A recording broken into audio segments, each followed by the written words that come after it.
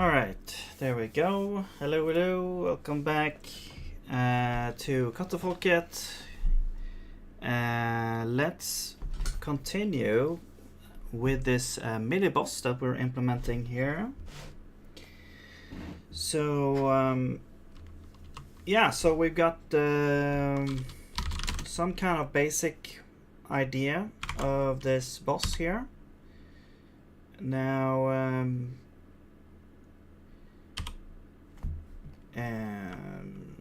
so we got the camera zoom, we got this teleport attack that attacks the lane that the player is in. We've got some kind of walking around. I think this mode is, you know, it's gonna be also like the boss is gonna try to maybe attack the player, basically go after the player. Is gonna spawn at some point and try to hunt the player down. Hello, Blue. Welcome back. No problem.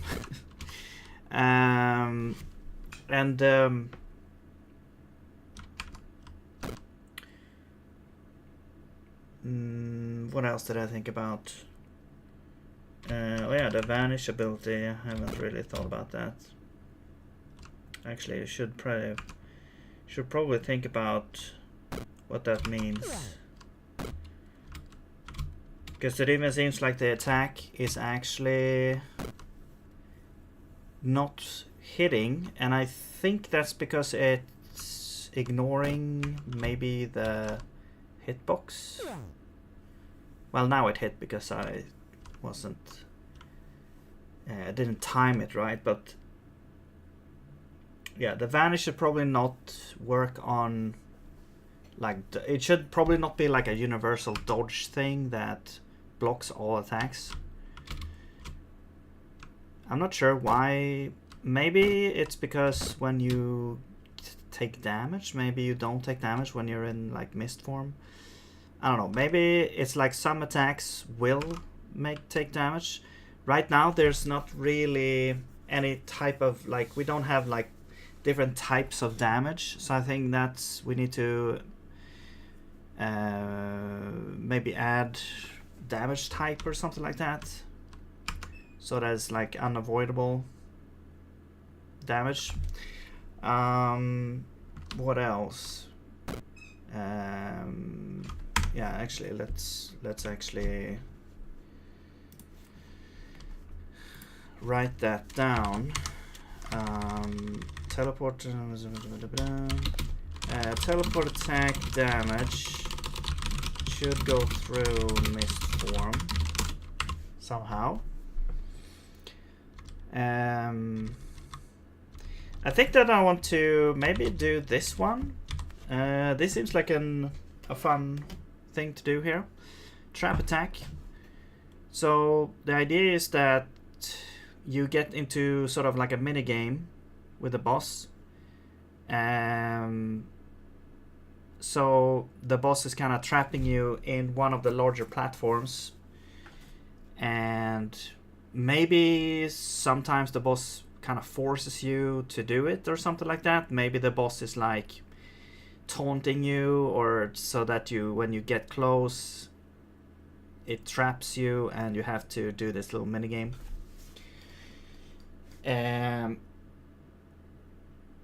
But I think that for now I'm just gonna try to make it work, the minigame, and then we'll see how we can like make the player kind of be forced to do it, because it requires the player to be at a certain location on the map. How will I define the scene in ECS? I'm sorry, I don't understand the system part of the ECS. Which scene are you talking about? Or so ECS, well, as you probably know, stands for Entity Component System. So the entities are, I'm not sure what you're asking, to be honest. Like, well, okay, so the entities are basically, well, in many systems, entity is simply an ID.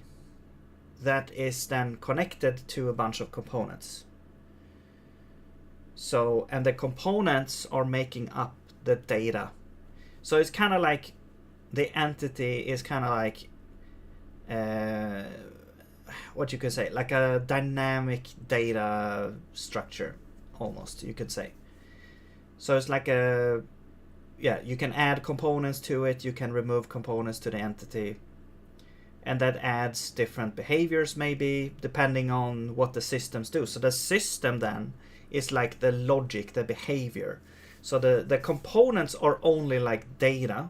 However, some ECS systems, you know, you can define behavior, you can define like logic on the components, you know, because you have like this programming feature.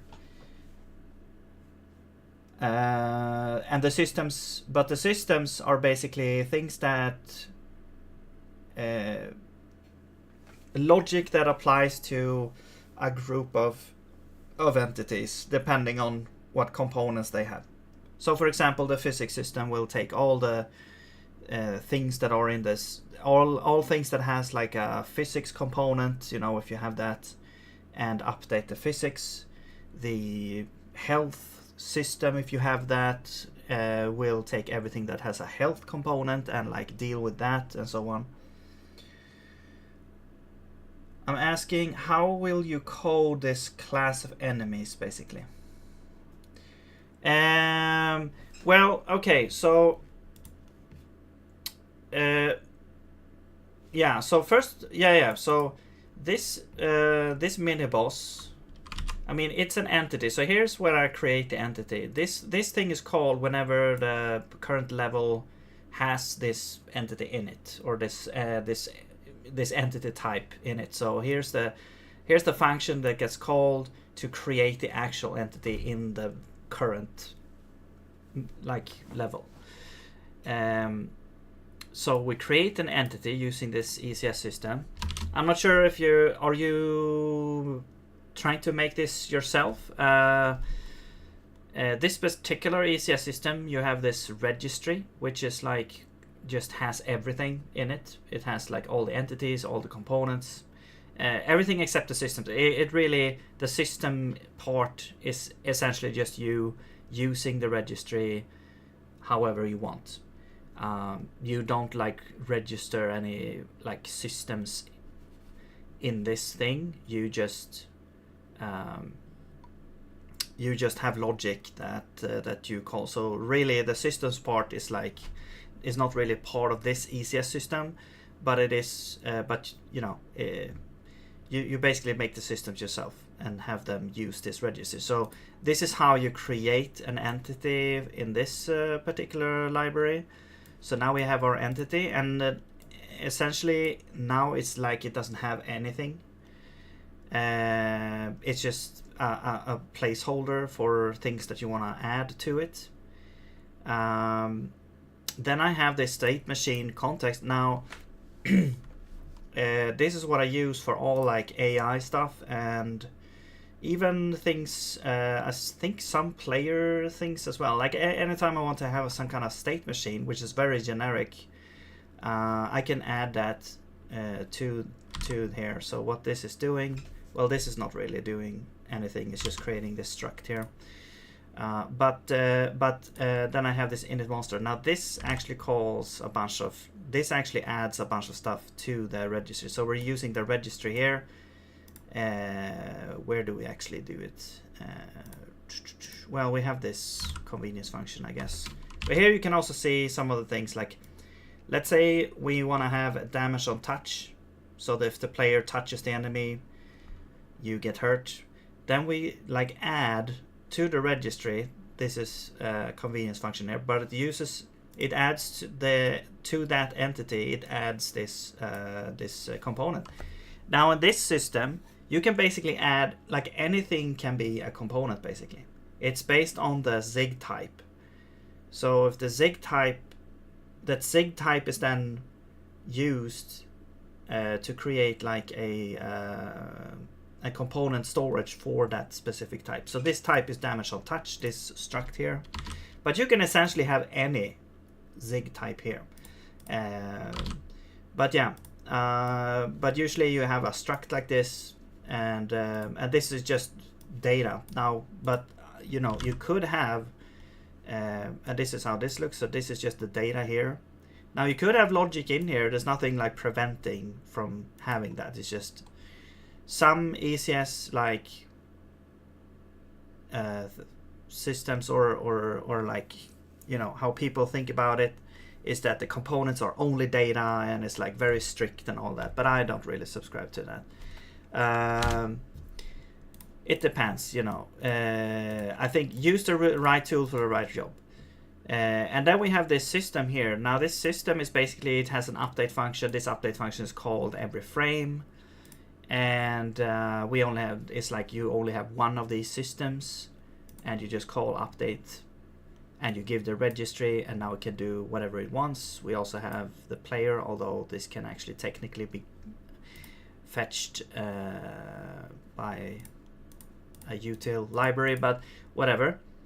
So damage on touch is essentially just you then get these views, as they're called. Now these are kind of like filters into the into the entities. So this will you can supply components. So we want everything that has damage on touch and rigid body. What kind of data structure is the registry? Well, the registry is, it's like a struct. It's a struct that has these things. Now this is from the library, so I'm not like, I don't know this inside and out, but I've been here some amount of times, and you know, it has some components which holds the data. Context, I don't really know what that is. Groups, I'm not really using groups. There's like a concept for groups, which I believe is like how you want to kind of store the data in memory. If you want like some components to be like adjacent to each other in memory, I believe that's what this is, but I don't actually know. And then you can get by without using groups, like you don't really need groups. Then we have a type store. I'm not sure what this is, but you know, since it's like based on Zig types, they're doing something with that, and then the allocator. So essentially, and then we also have like entity handle. So essentially you have like a bunch of entities, and then you have a bunch of components. Now if you're actually using, like, you know, if you're making your own ECS, I would suggest just reading up on some articles around it, get an idea on what it is. But essentially, you know, you can make it just using like, okay, let's just have a list of well, the entity ID could be the entity themselves could just be an ID, so that could just be like an integer type. And then you have the components. Well, I mean, one suggestion would be to have like I don't know, a hash map that maps from the entity ID to a list of components or something like that. Another way would be to have each component type in its own list, so that the data is kind of adjacent, which is good for cache misses there. And then have like each one has like, well, in Zig there's actually a hash map array that you can use, or array hash map that you can use, that both is like an array, but it's also a lookup. So so you can map like entity ID to a place in the array. So that, I believe that would be a pretty good fit for the components. So you don't attach the system to anything. No, so the system is not part of this. As I said before, like the system, this is only to hold the data, and then what you do with the data. So the registry here is like you can add data, remove data, and query the data. And then what you do with the system is, or the registry, is simply this. You create a view, so this creates, this kind of queries the data to get all the entities that has these two components. And then we have this, you can get an iterator to iterate through all the entities and do stuff with that. And then it's up to you how you want to call this. Like, do you want to call this every frame? Do you want to call this once or whatever? Once a map is loaded or something, I don't know. So that's all entirely up to you. Now I'm using it like this, so I have this game update function, fixed update, which is called every kind of, you know, if you have like 100 FPS, it's going to be called, you know, 100 times per second.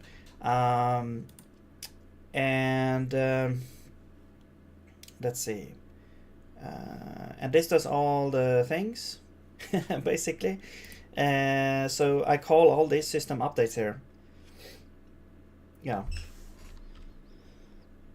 So that's how I do it. And yeah. Let's see. Now, furthermore, I also use this state machine context, which is like it has its own kind of system here that is kind of like a mini system, like, or mini architecture in here. So the state machine is very important for making the AI work. And of course, you could like make the AI like manually to start with, and then kind of understand like, okay, well, maybe I want to have some more abstract way of defining things. I think this system works really well for me.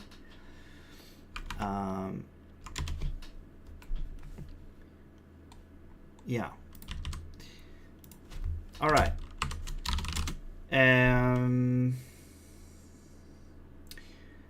So, wait, what did I think about as well? It was like they're running around, like hunting the player. Yeah, I think that. So hunting mode. I think this is what we wanna do. Maybe there's like a smaller teleport attack as well.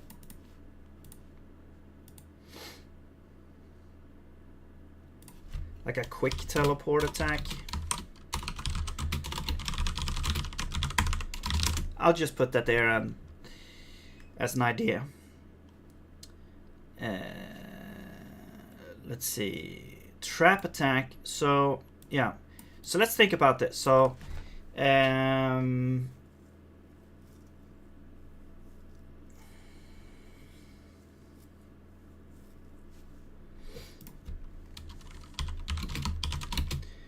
or somehow the boss is mini-boss is forcing the player to, I mean, it could just be that the boss is like, it's standing there, so you have to go to the boss. You don't, it's like it's not like it times out and the boss gets bored and then starts attacking you again. It's like you have to do the mini game, maybe. Or maybe like if you don't do the mini game, maybe the boss does like an imba, like it like charges up to like a super attack that you can't even dodge. So you're forced to take damage, or something like that. Like if you try to do that. But okay, somehow forcing the player to get trapped. Okay. But let's just start with a simple state where the boss simply goes to one of those platforms. Now we already kind of have points for that. We have the center points, but let's add more points. I believe we could add like maybe points, like maybe here we'll add these to mark where the flame X position should be. So this would be like trap flame left And this is trap flame, right? Okay. And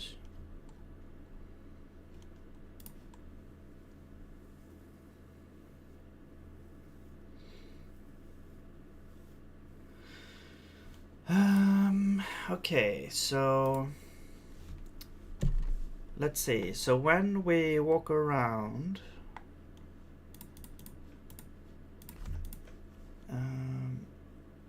so now we have like, we just have like a timer. Can't teleport that. We could add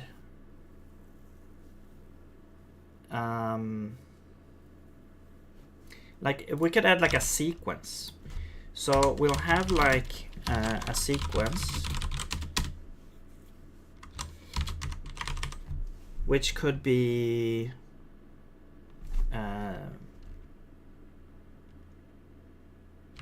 we could have, so the sequence would kind of determine how the boss will behave in a larger like structure.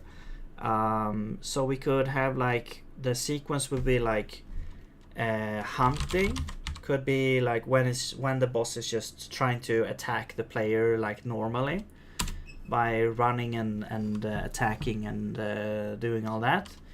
And then we'll have the teleport attack, which is the large teleport to the side of the map, doing a huge attack. We could have, and then we could have the trap attack, which is the one we're working on now. And then the actual sequence is just a list of sequence. And then essentially, you know, we'll have like hunting, and then we do a teleport attack, and then maybe some hunting again, and then maybe a trap attack, and then repeat. So let's try that.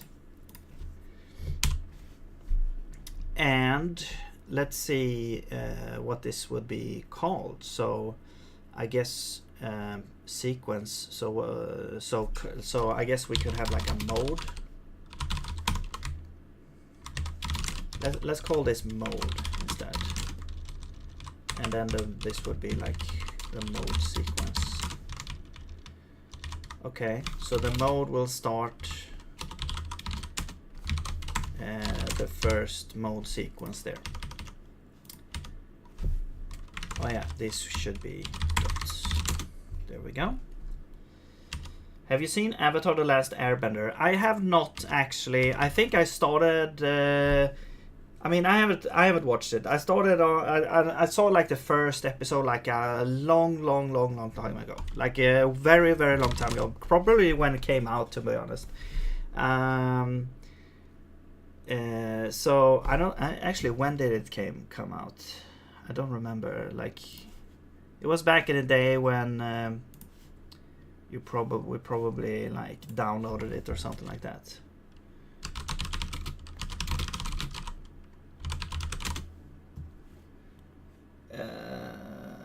2005. Oh well, USA. I mean, we downloaded like we probably downloaded like the Japanese with subtitles. Release.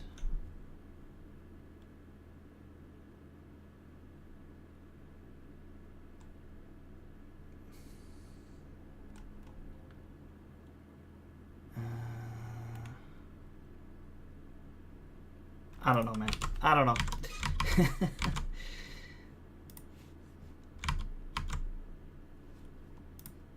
But do you mean like, okay? So I'm guessing you mean like the series, like the anime, because that's what I was thinking about. Because apparently there's a movie and stuff as well.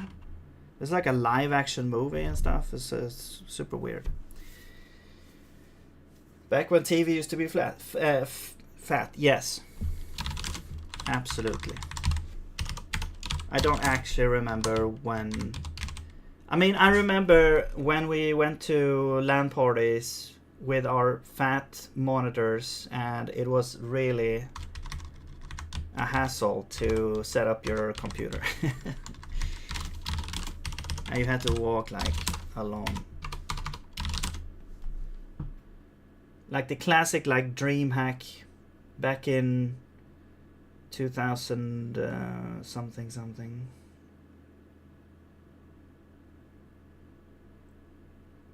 The 2000s.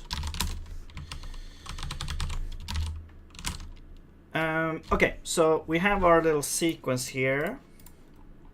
And now we can say, for example, we'll have like sequence thing. And I guess what this will do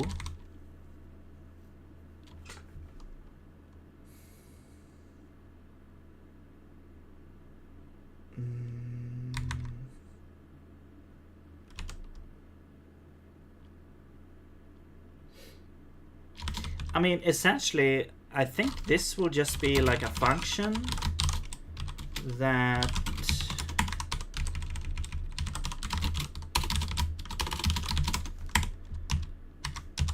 will simply check. No, actually,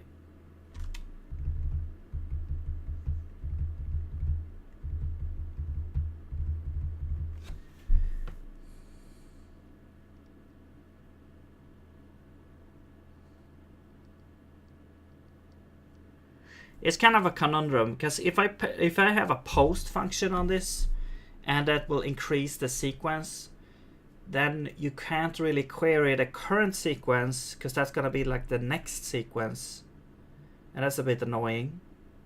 And I can't have it pre, because then I can't increase the sequence in the pre, because then we kind of skip the first sequence unless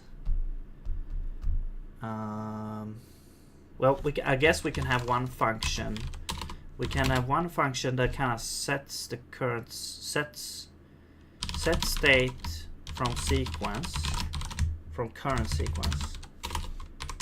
Actually, let's just have sequence here. So from mode. Mode. And then we basically switch on the mode, and we say, okay, well, for hunting, then we go, then we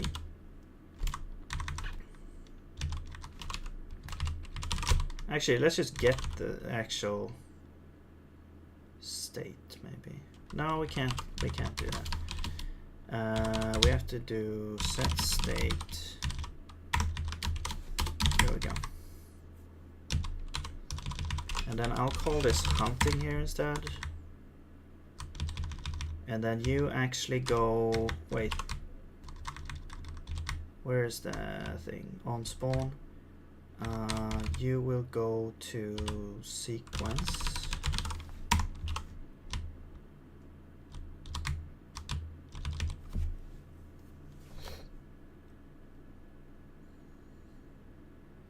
The original animated show on Nickelodeon.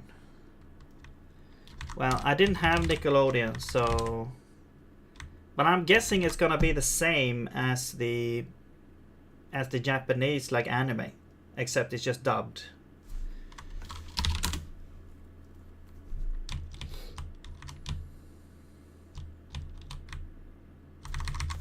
So yeah, no is the answer to that question. I mean I know about it, but I haven't watched it. But I've heard it's pretty good, so I should probably watch it sometime. But it's also like, you know, okay, question, is it like one of those long series? Like how many seasons? Because it's like, yeah, I could start watching, you know, something like One Piece or something like that. I did watch One Piece at some point, but it's just too long. And I did watch Naruto also, like when it came out, basically. and downloaded like new episodes as they came out. Man, I watched some anime. I'm not like the hugest anime fan, but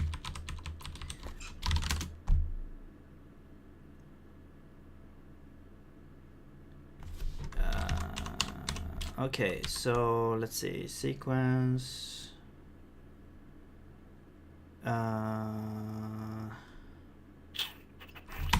Yeah, actually, let's make this.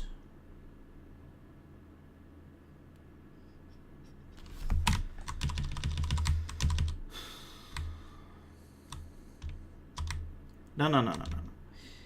What we do is we don't do this. We do set state from mode, and the mode is gonna be like get current mode.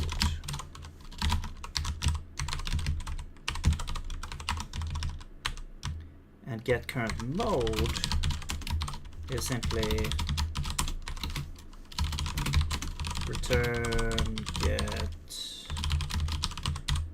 mode.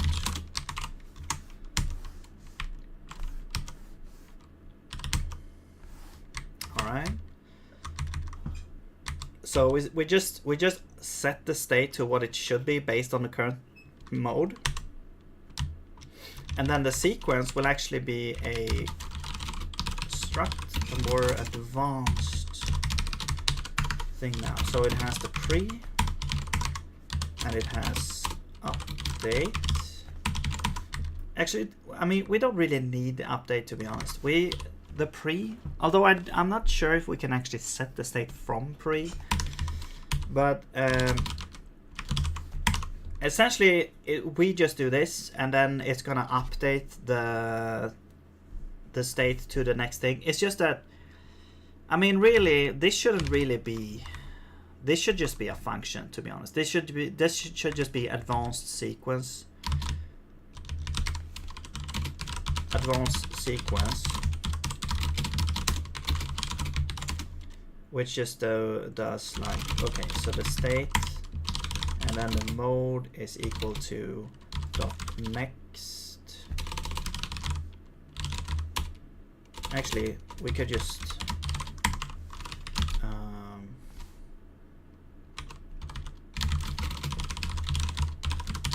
I'm just gonna do this.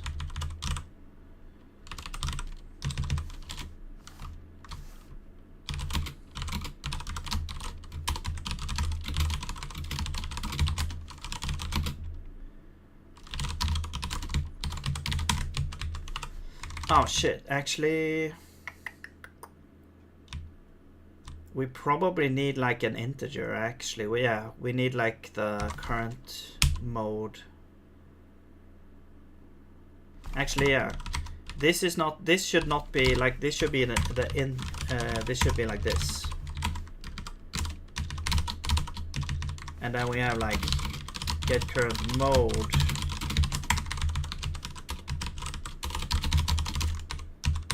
We return like mode sequence self dot mode I. And then the next mode we can just do this, get next mode. It's going to be mode sequence.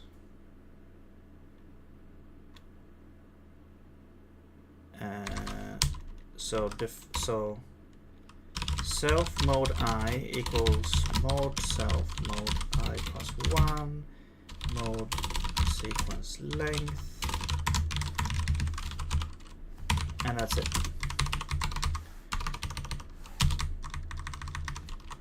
Oh, current. That's not a word. Okay. So get current mode. I mean, we could just call that.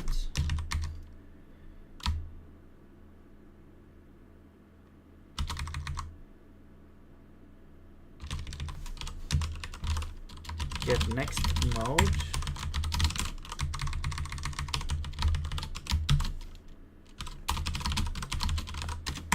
Well, actually, we don't really need that. We can just, and we also no, we do probably want that. This would be state get next mode. There we go. No. No, we need the index, right? We need the index.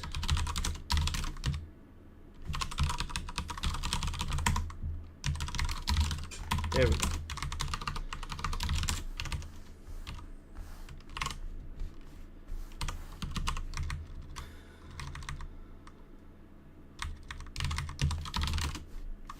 Okay. Where are we now?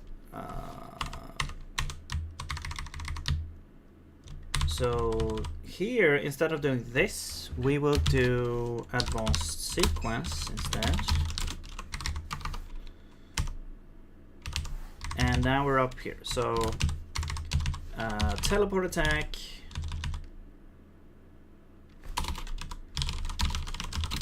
Is gonna be teleport attack start, TP start.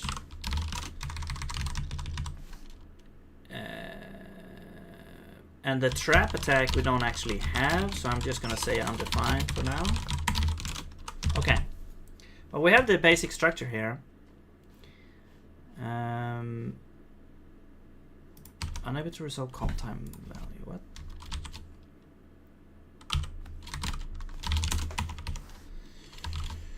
What is going on? Oh, because because these are types, right?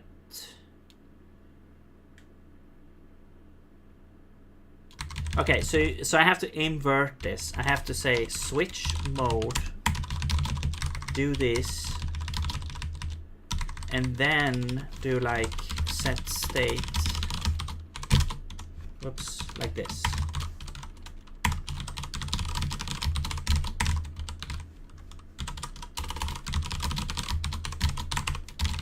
There we go. Expected type, user size, mode. Right, so this is use size now.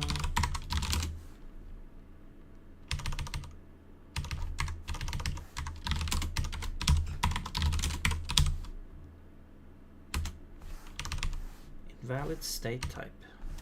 Type of undefined. Oh, see? We have some compile time guards here, so you can't actually set this to undefined. Okay, that actually, you know, whatever. it's gonna solve itself, but it is when we switch this out. But as an example, I could use like your own compile rules basically. Did you make an animation tool for your game, or did you loop the sprites? So actually, yeah, the editor, you can make animations in the editor. So for example, we have, well, here, for example. So what I do is I have one texture that I like use, and then you can create new animations here. So we have, here's the spawn animation. You can get a little preview here, and then you add like the frames by clicking on each on like one of the images. So it's actually pretty easy to make like animations here. It's just that you have to have the sprites created, of course. So you can determine like what is the size of the sprite, and like other things like if your sprite sheet has like different properties like spacing and offset.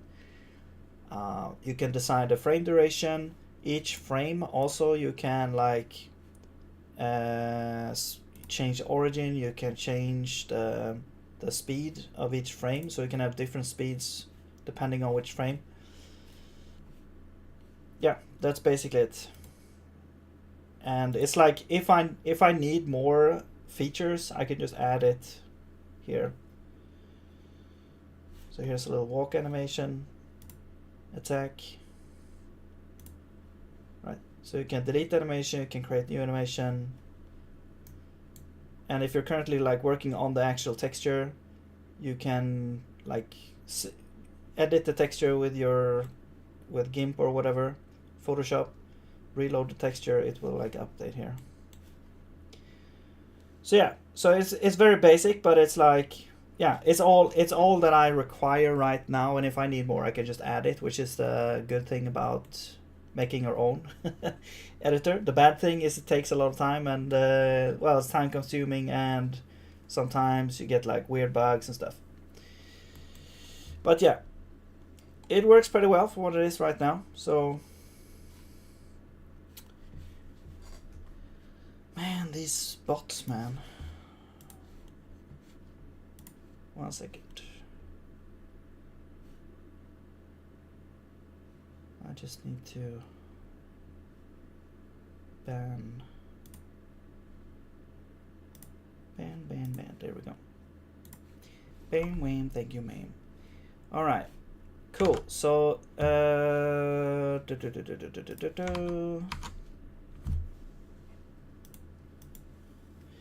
any format you save animation to import it into game? Yeah.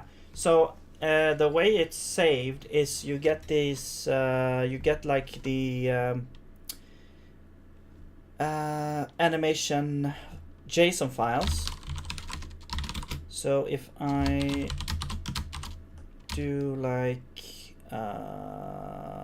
what is it?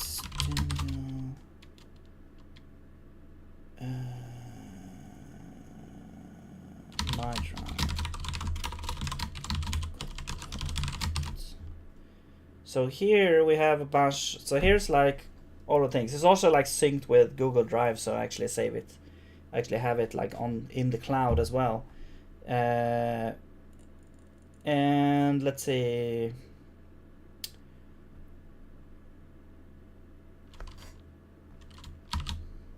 There should be other JSON files in here. No.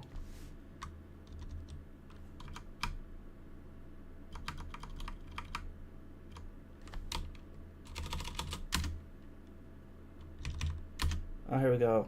No, we have the project. So here's the project. So you get like a project JSON, which has a bunch of information about. This is like the project settings. Then we have animations. So it's all stored in JSON files. So you get all these JSON files.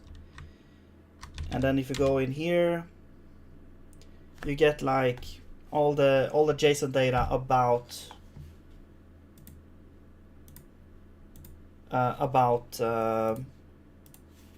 the animation here. So I read in this from I read this in from the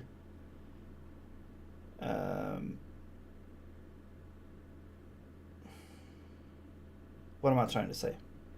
From the game code. So I read this in from the game code. I have like a little library that I use to actually read this in and stuff. But there's more actually as well, because we also have like a animation. I say we, but it's just me, you know. But I also have this animation code generation. So it's actually I'm actually generating code from these files as well.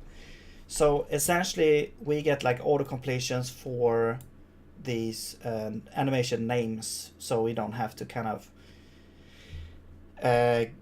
not guess. I mean, we would know, but it saves a small amount of time when you want to find the new animation or whatever.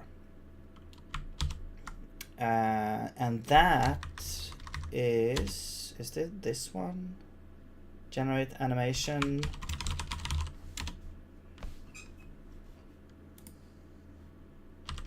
So here's the generated animation code that essentially defines all the animations that we have. like all these are all animation like containers. So each one has like multiple animations, but they're tied to like one entity type. So this is all the animations for this entity type, for example. And then we generate like all the animation names here, so we can very easily just reference it. But the JSON does not have the sprite path. The JSON has... So the JSON has a texture ID, which is the...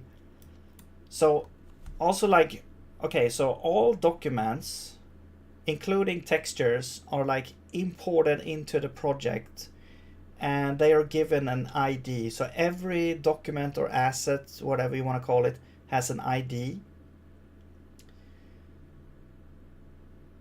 Okay, these numbers are, it's just a precision error here. It's actually just 1.1. And then this is like a precision error. So actually I think I set it to like 1.1, and then, you know, since it's not able to represent that number in a floating point way, this is how it looks. So it's really just gonna be like 1.1, and this is 1.3 basically. So it's not really, yeah, it's not really a huge issue.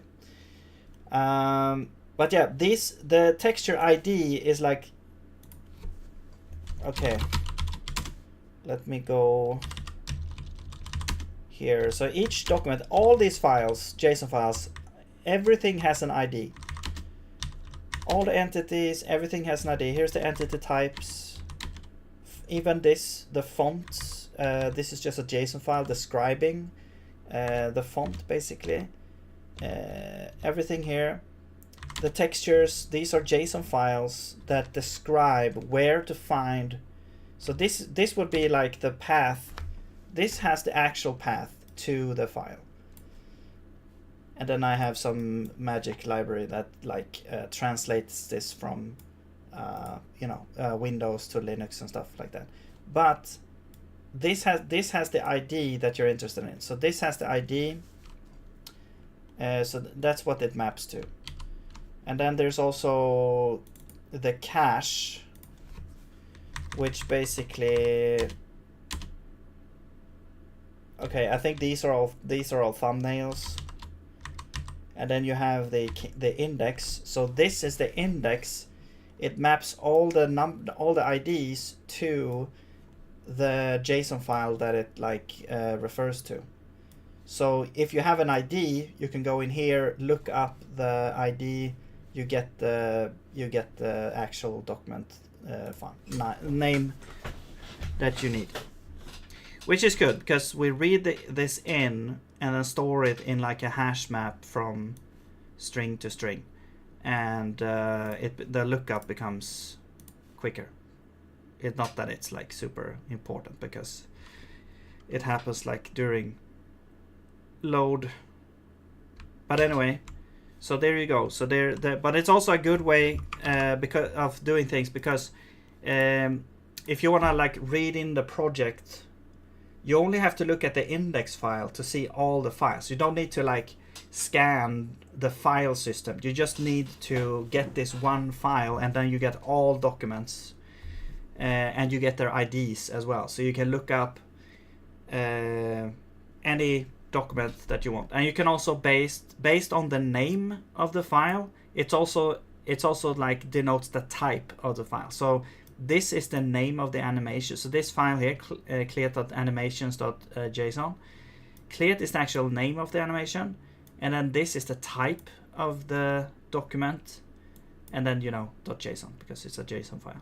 So if you read this, you can like kind of parse the name, and you can understand, okay, this is type. So if you want to get all animation documents, for example, you just filter by, .animations.json. You'll get all the animations files if you want to do that. So that is basically how it works regarding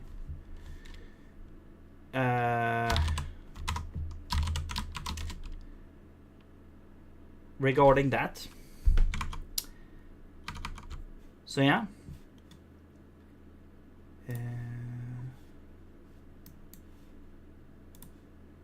Where are we here? Here we are. All right, I'm just gonna refill my coffee. I'll be right back.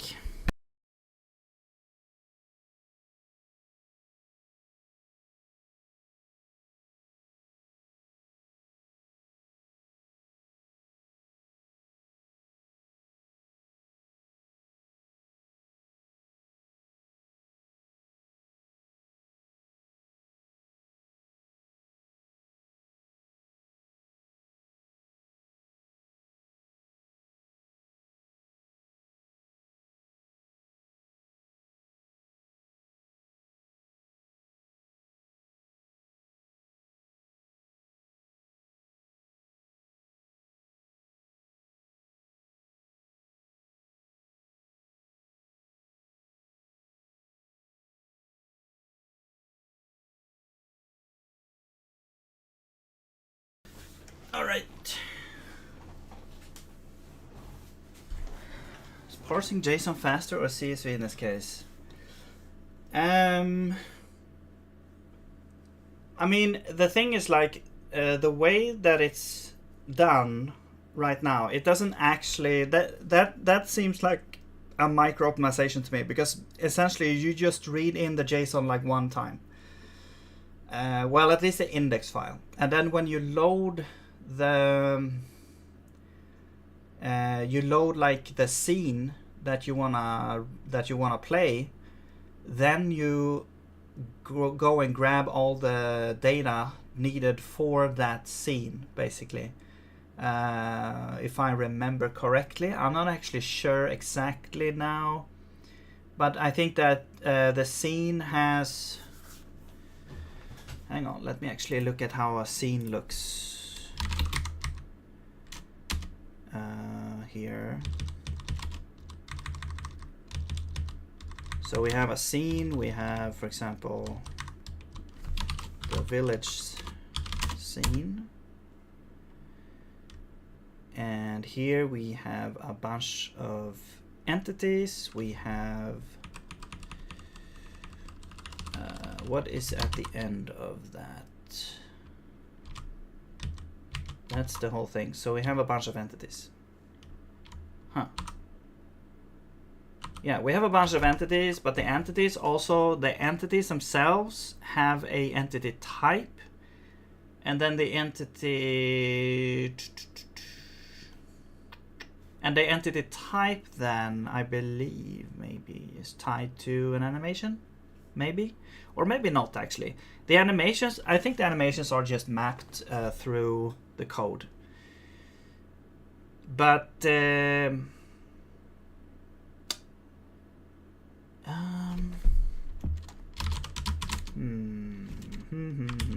let me see how this is. I mean, you can do it, but depending on what you're doing, you can like make this however you need it to be. But essentially we have this load scene. This will load the JSON file, the scene JSON file, which essentially just reads in, this just reads in the actual JSON file, so we don't do anything else, and then we just add the scene there. Yeah. Now I don't remember if we actually need to like read in more things here, or if we read in everything at the start. But you could do that. You can like dynamically read in what animations are needed, what textures need to be loaded and stuff like that. I think I actually just load in everything from the start. And that is okay, because right now there's not much, it's not like it's a huge amount of data that we read in. But once the game is done, I guess once we have like more things in the game and it becomes actually feasible to split up the loading, you could like load in different things. But you know, CSV or JSON, like I think that JSON has like a better structure than CSV. Of course, you know, yeah, I mean CSV is like you have this. I'm not even sure how you would, like, what would be a good way of doing the same thing, because JSON allows you to have like a tree kind of structure, while a CSV is more like it's just a table. It's essentially an array of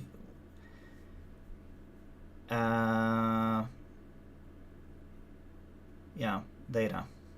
Do you think a level data for BSP can be saved in JSON? Yes.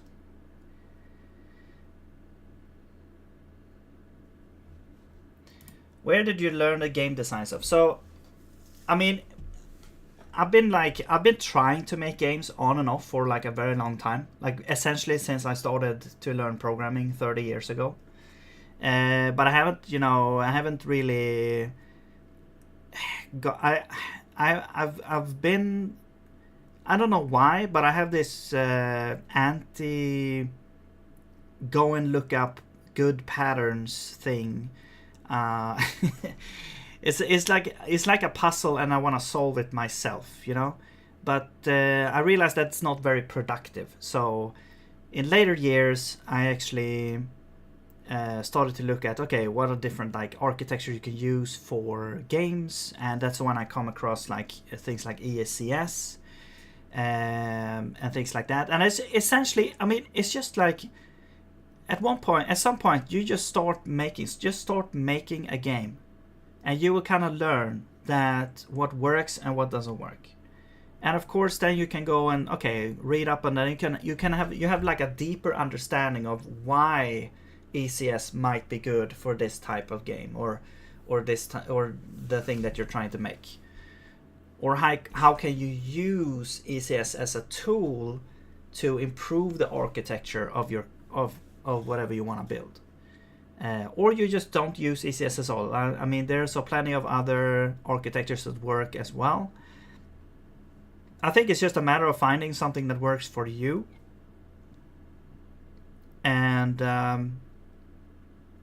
yeah, just googling game dev architecture, you will find a bunch of stuff that you can read. So it's not really a big mystery. It's just doing it that is the hard part, I guess. Like, there's plenty of resources to learn this stuff. And there's like video tutorials, articles, everything.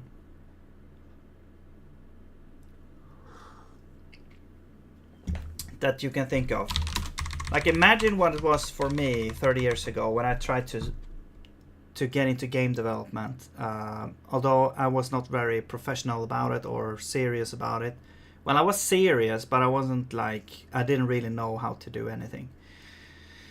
So the first step was to learn like programming, and of course in C++ that was very hard. But also at the same time making a game. But I realized that, okay, well, I can't really make something that is very advanced right now. And that's also like a huge thing, that when you started out, like they said in like the information, like you cannot make your favorite or whatever game you're thinking about to start with, because you have to learn from the ground up, and you have to start at a very low level, learn a bunch of programming concepts, and then you build on that to get better and better, and you learn more and more tools, and at some point you can kind of make up your own solutions to new problems that you haven't seen before. So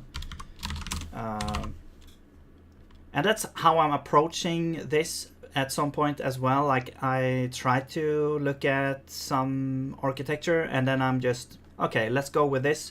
But at some point, the tutorials end, and you have to, think about how to build the game engine and everything. And for me, that's also like that's like the fun part as well. Like actually figuring out solutions to issues, like problem solving, is one of the more fun parts for me in programming. But it can also be frustrating if you don't actually, if it doesn't actually work, or if you take, if it like takes too much energy, too much work, and then a big problem for me was also like keeping to the project and like just trying to make it work. Yeah, so but I basically just gave up, and I had more ideas. I had too many ideas that I wanted to make as well. But yeah, I don't know. Hopefully that gives you some ideas, maybe. I don't know.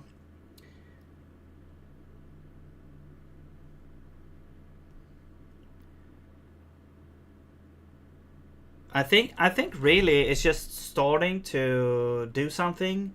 Be open to read articles about this stuff, because it's not super easy, you know. It's very difficult. And so a little bit of theory goes a long way, but then also learning how to use it and if it's actually good. Like there's no silver bullet. Sometimes you have to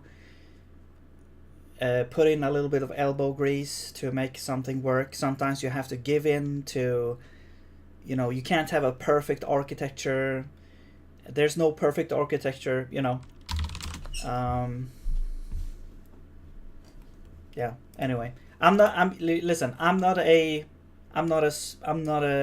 accomplished game developer. I'm not even a game developer. Like I am not a game developer. I haven't even made one game that you can like buy or whatever. So or I mean, I haven't even done a game. I wouldn't say I've done any game. So I've tried to make a lot of games, but I haven't really finished anything. So yeah, this is like my most advanced attempt at making a game right now. And it makes me appreciate a lot like how much work actually goes into making a game. I should say like also like from scratch as well. Like I'm not using any tools except for, you know, game for drawing and sound effects and stuff like that. But making the engine and everything from scratch is also a challenge. But yeah, it's also very fun, and it also allows you to do things exactly as how you want it to be, and that's why I choose to do it this way. Okay, enough of that. Oh man, let's see. What is this file actually? Holy shit! Yeah, we got some ideas here. Okay, where were we? Mini boss. That's right. Okay, let's get back here. So. Trap attack. That's what we were trying to do this this stream. Now, right, the hunting is fine. I think that we should probably, instead of having this timer expired, we need to have something else. Maybe it's like next sequence at or next mode at or something. Or like advanced sequence at. And if that is the case, then we will advance the sequence. Okay. And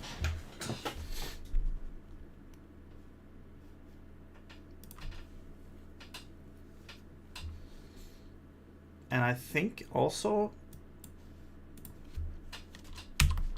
we can like set the set duration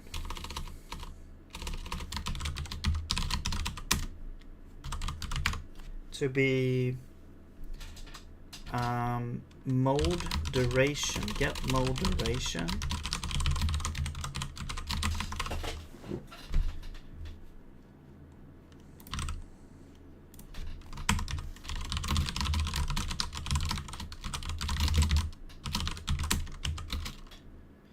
and that gives us a F64, I believe, for a timestamp. So essentially we just do get the mini boss. Well, actually, let's just get the current mode, and then we get the duration from that, because that can essentially just be defined here as a thing.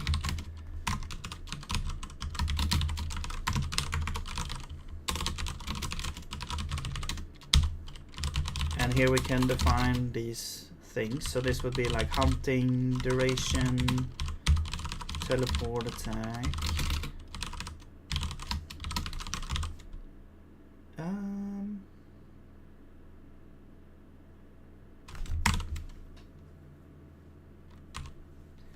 Actually, that's more like a cooldown.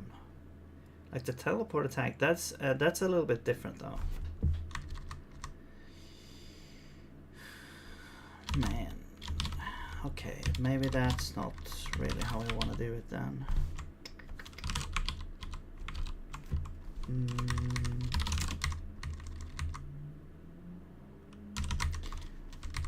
Well, for hunting, I guess the hunting could be set here, hunting duration.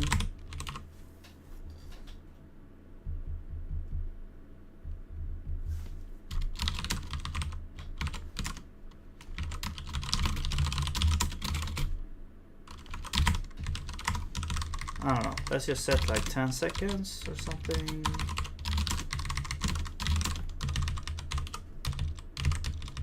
And so the thing about the hunting thing is that the boss could go into another state, it could like go into an attack state.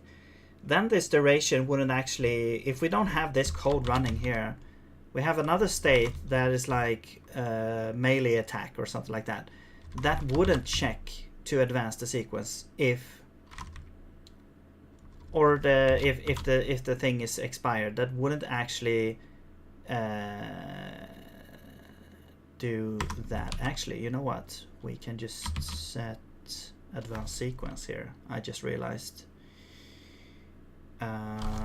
So let's get the state, and we set this to be hunting duration. There we go. We might not actually need that later, but what I was trying to say is, like, let's say we're in the melee attack. The melee attack has to be done before it goes back into hunting mode. But then we update this again. No, that doesn't work.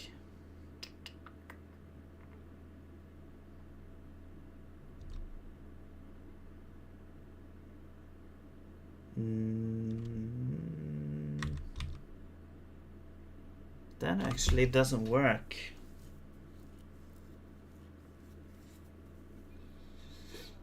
This is where like having nested state machines would be cool.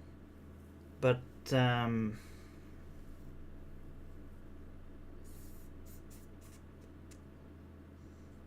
like you're in this state, and then you have like a mini, you have like a nest, like a sub state machine that is running inside of this. So you have like, but that seems too complex. All right, I just need to BRB 1 second here. Be right back.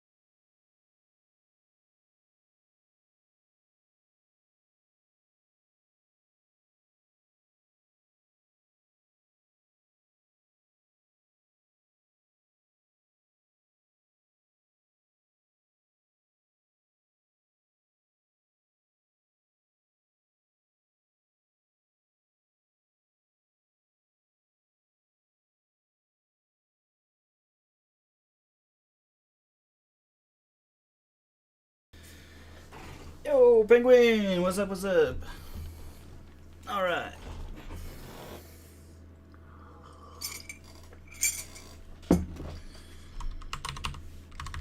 I was thinking about this a little bit. What if we just add a separate state machine? No, that doesn't work because you can only have one component of each type at a time. So you would have to kind of build out the state machine system to, or the state machine to kind of work with multiple states at the same time, and that's, or like maybe like in a tree structure. No, see, I'm thinking more like about the architecture now than actually trying to solve the issue at hand. And it can sometimes be that that could sometimes like hinder progress with very little gain. And you can also get like worse code because you complicate things unnecessarily instead of just trying to solve the issue at hand using other methods instead of trying to abstract this. But the reason why I'm thinking about it more now is because we've had other cases where this same kind of issue has cropped up, and that's why I'm thinking about this a little bit more. But I think it's probably not really good, and I'm also not sure exactly how to do it as well. So I think we're gonna leave that thing for now. I will try to solve it in another way. Now let's just keep it like this for now, and we'll worry about that later because we don't even need to worry about this for now. That's not the issue that we want to do. So essentially we go into the hunting mode, we set the advanced sequence set to the hunting duration, we're checking when that has expired, and then we advance the sequence. Simple enough. Now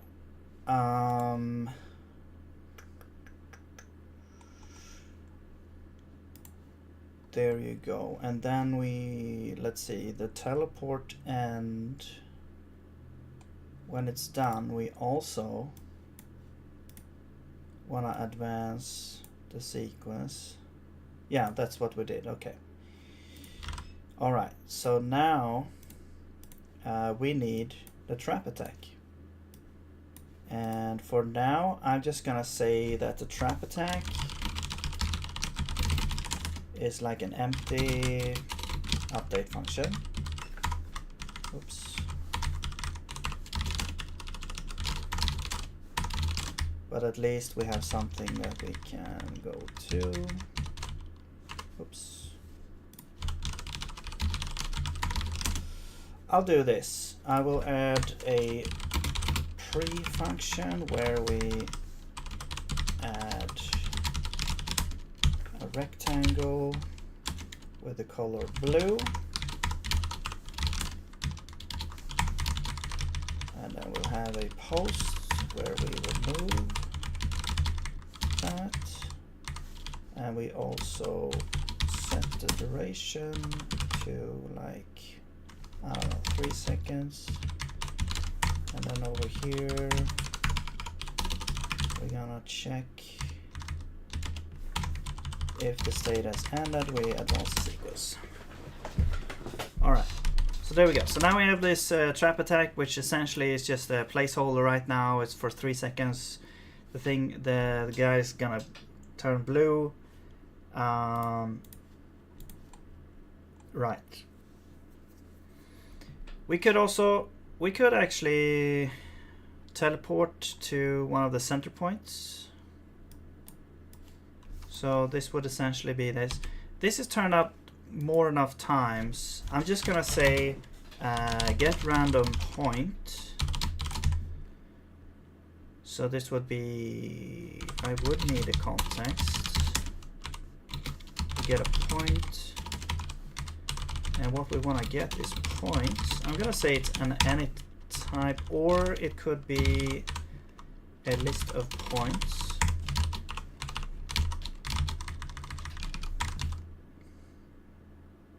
No.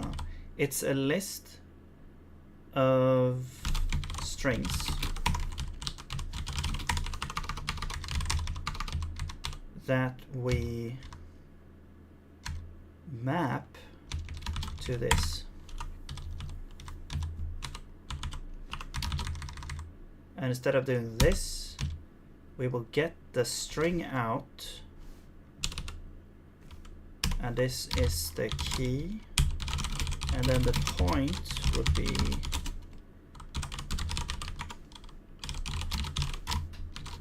that. Okay.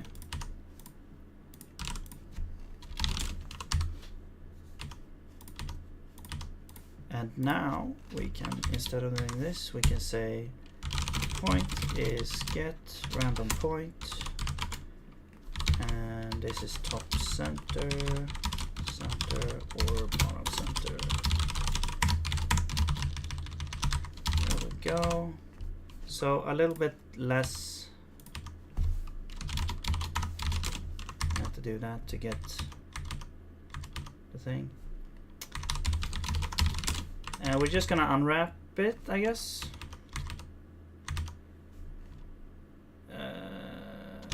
Oh, wait. All right. No. Yeah. We return this. There we go.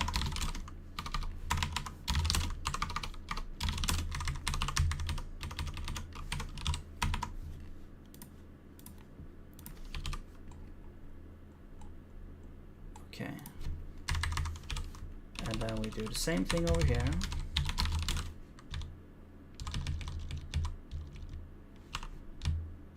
Wait, no, this is not the same thing. Sorry. That's not the same thing.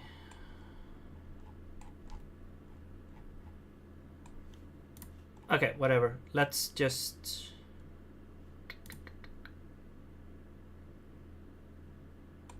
Actually, we probably don't want a random point. We probably want a point that is like away from the player, like farthest away from the player or something like that instead.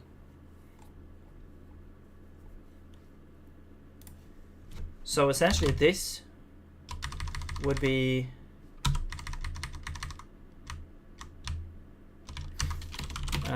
get nearest point.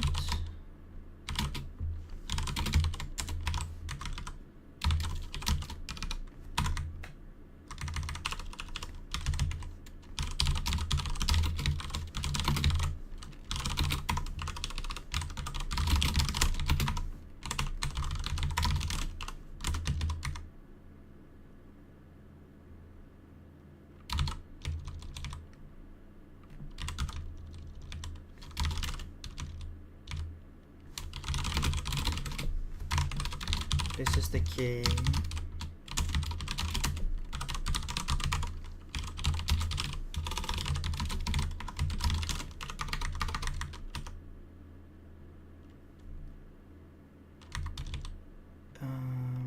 Well, we need all the points. Min distance, min I. Actually, let's get min point.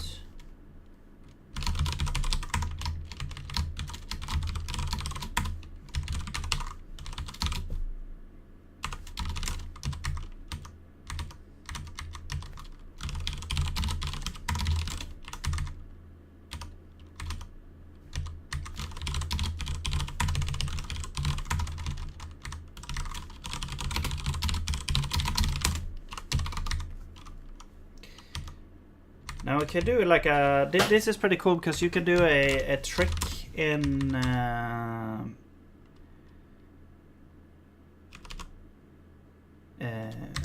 Zig where you can use a little bit of comp time here. So let's say we don't want to get the nearest points. We want to get like another quality of the point. So let's say we have like point. Query point or something like this. It's like an enum where you get like, okay, we can get the nearest or get the farthest, and get, so query point, and then this is the query here. We could get the query type here. Never mind like the wording here, but basically that's what we're trying to do. And then this is the I'm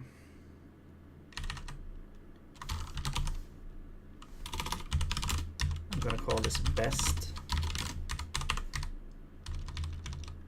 And then here we will say like if, so basically here, if comp time,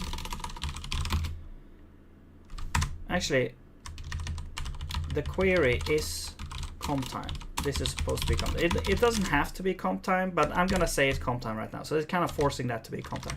So if you say comp time query is equal to, well actually we could do a switch. Switch query. I'm not sure if this has to be comp time though. But let's just do that. So we have nearest.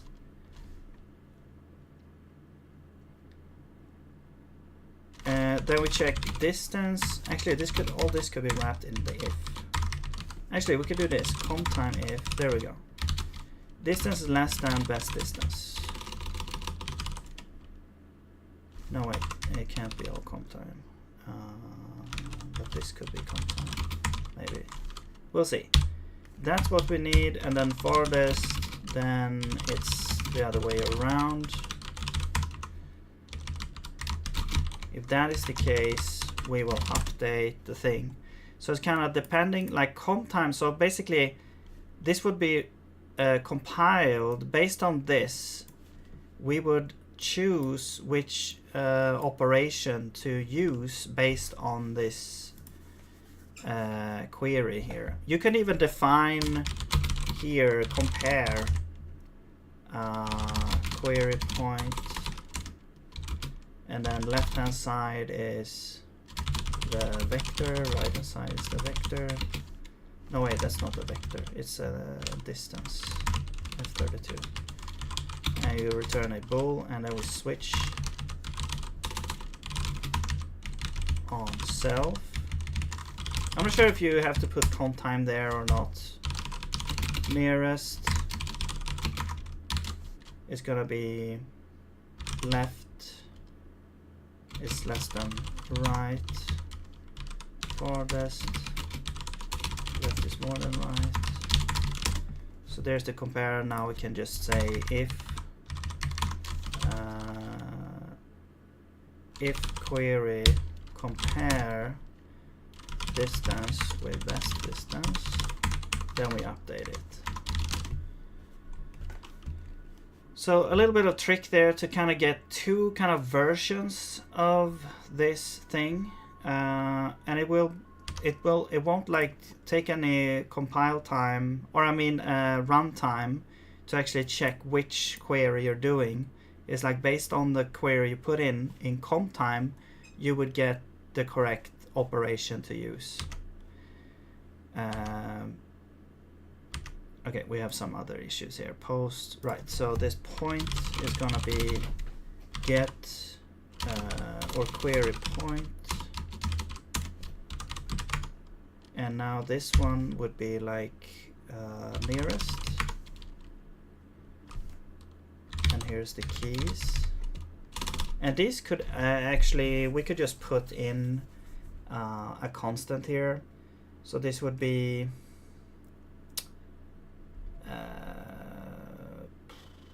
what was this, like teleport attack points,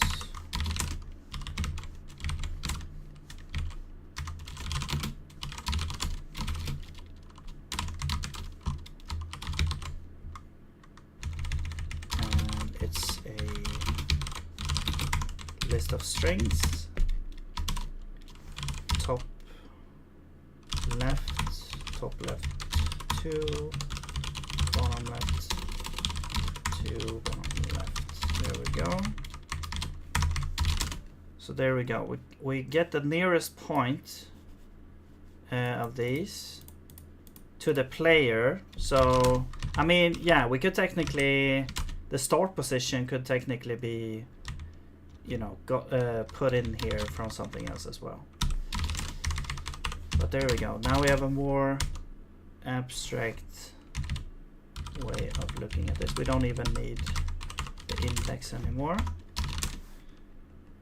Okay, so now we can use that to get both the nearest and the farthest point. And you return a vector.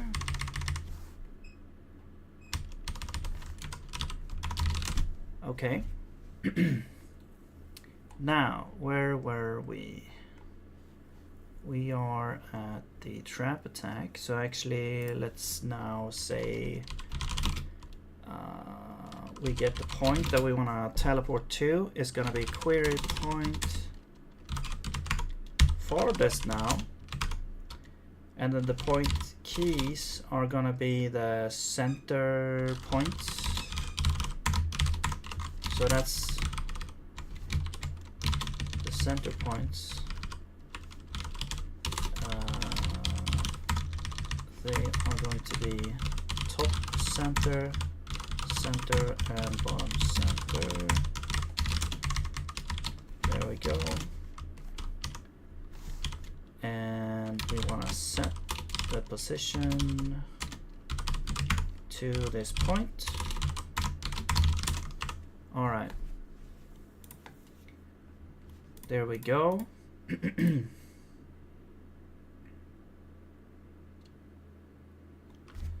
Now, let's see.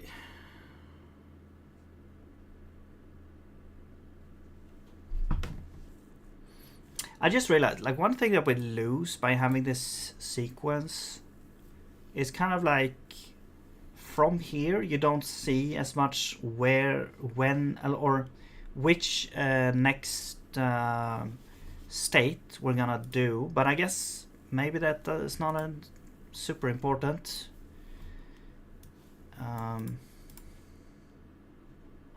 I mean, you can always like go down here and see the sequence here.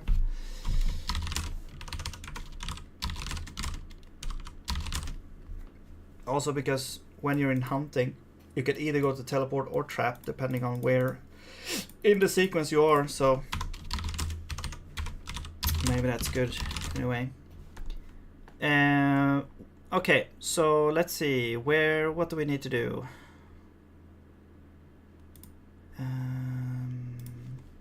We could test this out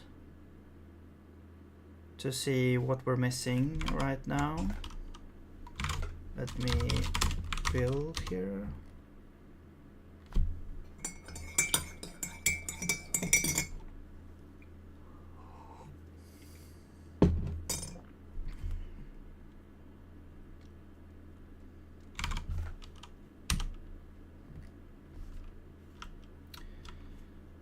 All right, there we go. So we're starting at hunting, so that's good.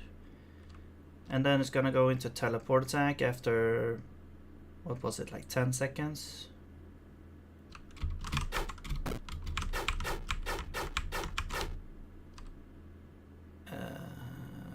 That seems to be more than 10 seconds now, so there's something wrong there.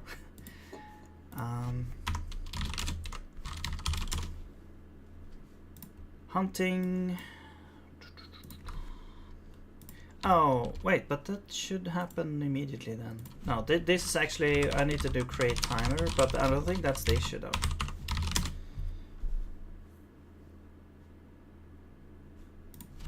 Because this is simply 10, so it should have worked.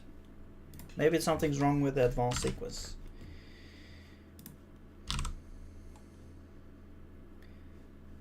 So we get like mode plus 1 modded by the length. That should be correct. And then we update the thing. Oh, right. We advanced the sequence, but we don't actually set the next state.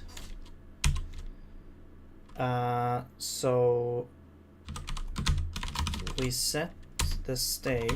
Actually, we can use this function, set state from mode, get current mode, where we actually can just use this one.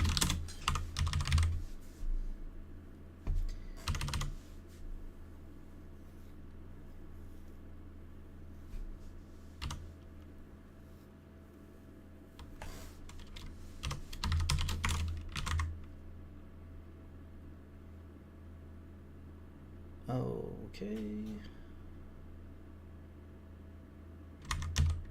Actually, you know what? Let's lower the duration here so we don't have to wait as much to see if this actually works.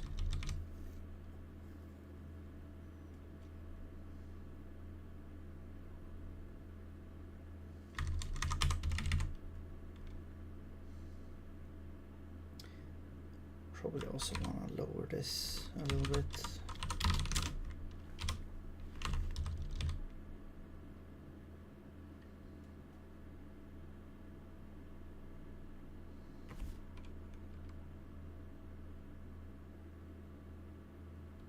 Okay.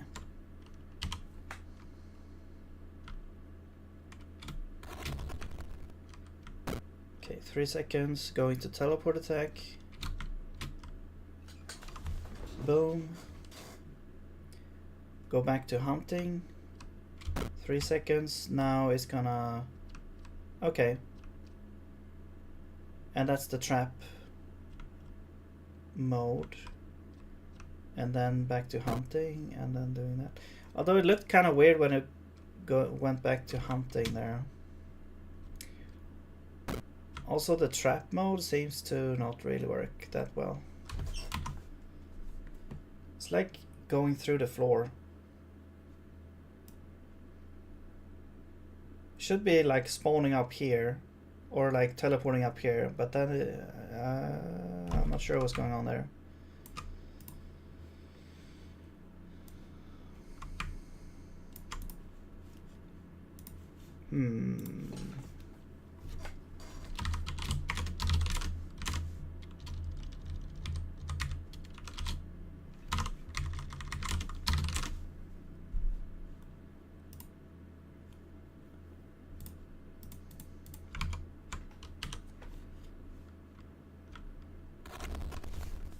Let's see. What if we stand up here? It should pick like the bottom one now. No? It seems to always pick the same one.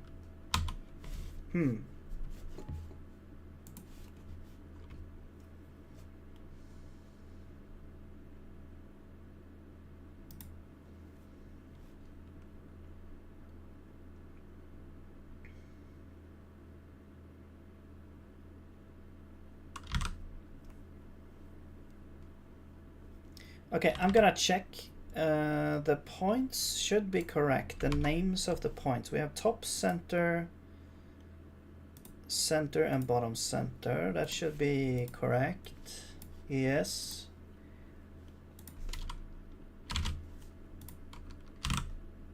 And then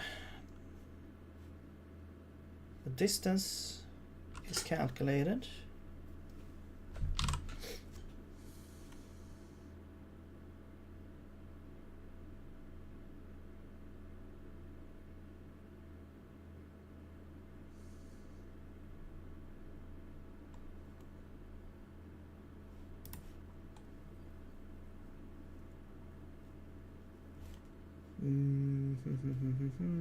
Yeah, I don't see why that would not... Oh, I see. Oh, I see. This is the issue here. So, okay, we need a slightly more advanced thing. Okay, so because we start with a default best distance, which in the case of nearest would work if it's infinitely far away, because then anything would be nearer than infinitely far away, right? But in the case of the farthest away, then this would always win. So we need some kind of initial value. Now you can make this even more generic, but I'm just gonna do this for now. So let's get like initial query point. And this will give us the initial value, and we just switch on self. And if we're nearest, that gives us infinity for F32. If we're farthest, that gives us 0, because that's as close as you can get. And then this would essentially, we just say query dot initial. There we go. And let's build that.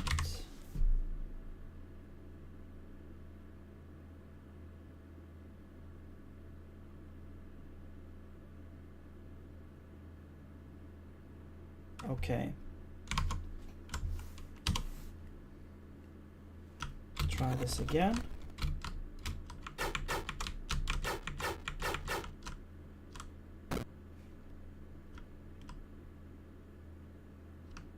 And I guess we'll try here. I just realized something as well. It shouldn't be based on the distance. Well, okay. Actually, you know what? I just realized something as well. It's actually okay. I've been saying distance, but really it's the y position. So that is correct. It's just the y component. The x component is not part of this. So that is also a thing. Like the query here, the query can be very generic. I mean, yeah, we could like, depending on what we need to do here, we can make this even more generic, like producing, for example, the type of this could be different depending on the thing here that we want to compare, maybe. I don't know. It could be like a lot of different things happening here. But this should suffice for now. So really it's only the y position that we're thinking about. Because if the player is like over here, then we should still pick this one, even though, well, I guess the distance is still the farthest to this here. If we're taking the actual distance, but now it's just a y position, so we're just comparing these lines, essentially this line here.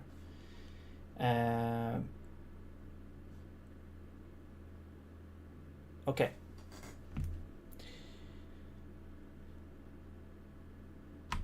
Oops, I just did that. Okay, well, nearest, so I guess nearest y, farthest y is like what we're actually comparing. But yeah. All right, so the trap attack. Let's try and make this work here. So what I'm thinking is we need to be able to create the walls. So essentially, well, the first thing is that it's not actually a duration. Well, no, there should be a duration. So there's two things here. There's two outcomes basically from the trap attack. Either the player gets like on the same lane, gets like on the same lane. So we want to get like the distance on the y axis and then the distance from the x axis as well. So once the y axis is aligned, then we check the x axis to see if we're close enough. I think that would be good. And once that is happening, then the trap attack is like initiated, and the boss will set up like walls of fire so you can't escape, and then you have to do the little mini game, and then the trap attack is done, the boss gets stunned, you get a couple of hits in, and then we repeat, or then we advance the sequence. if you don't approach the boss at this stage, it will do like an unavoidable attack at some point. So if you're too slow to get to the boss, you get damaged basically. So the duration there would be like trap attack,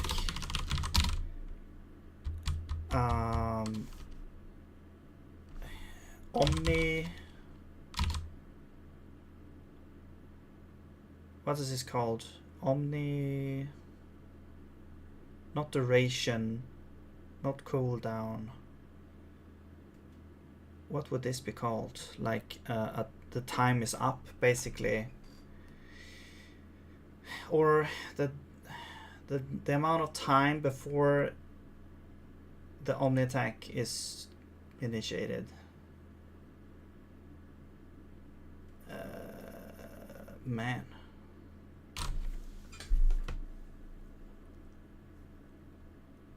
Okay, I'm just gonna say time here, just to have something there. So trap attack, omni time. So how much time do you have before the omni attack is initiated? So let's say 5 seconds. Okay, and if that is done, we actually set the state to trap attack omni attack.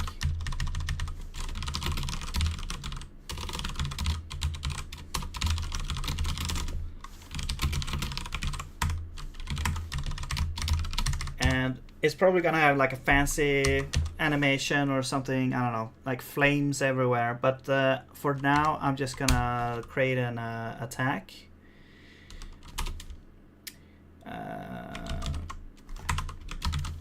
Let's do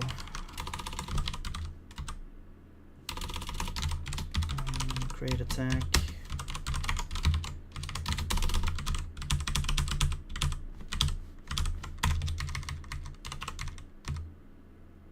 Let's see, hitbox is, I mean, essentially gonna be like infinite.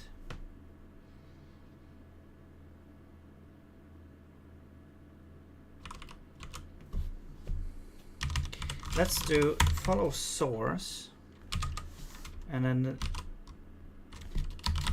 it's gonna be 0. So this is relative now. The size of the attack, it's like gonna be the whole map. So I'm just gonna say like 100 by 100. Yeah. The damage is gonna be trap attack omni damage. The duration,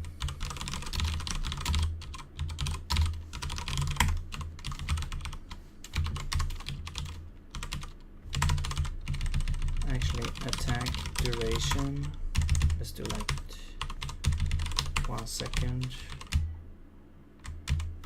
Attack damage is gonna be 1. What else did we have? Duration, no, that's fine. Okay, so it's basically creating the attack, and then we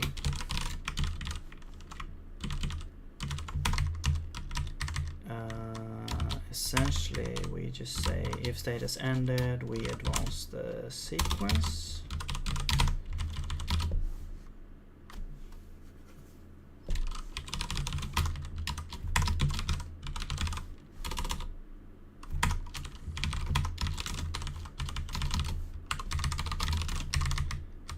So we set the duration to trap attack omni duration. Attack duration. It could do more damage. I think 1 is good for now. I mean, it depends on, we can balance it later. It depends, like I'm not even sure when this monster is even gonna be, you know, encountered. So the balance will come later. Okay.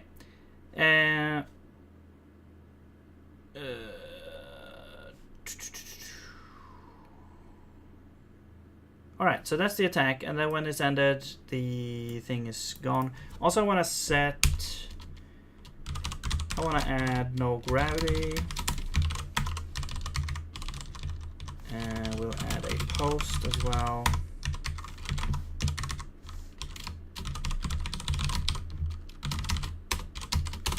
And we'll remove that. There we go. Actually, no, wait, no gravity doesn't make sense. We already stand like at some stage, and it's essentially just dealing damage everywhere. Okay. Now, yeah, and then we advance the sequence. So then we get to the next thing. So that is the Omni attack path. Then we should also have the other path where we constantly check if the player is close enough. So let's have an if here to say if a trap attack player is close enough, then we set the state to trap attack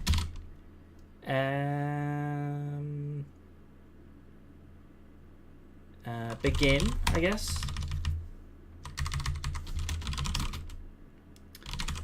So we need this begin. We also need a function, trap attack player is close enough. Of course, we need the context.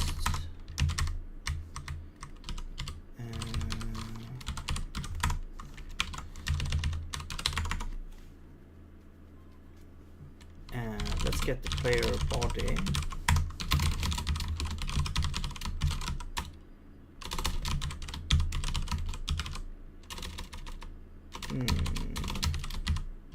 Actually, we just need a position. So let's get the position, player position. Okay, and then let's get our position.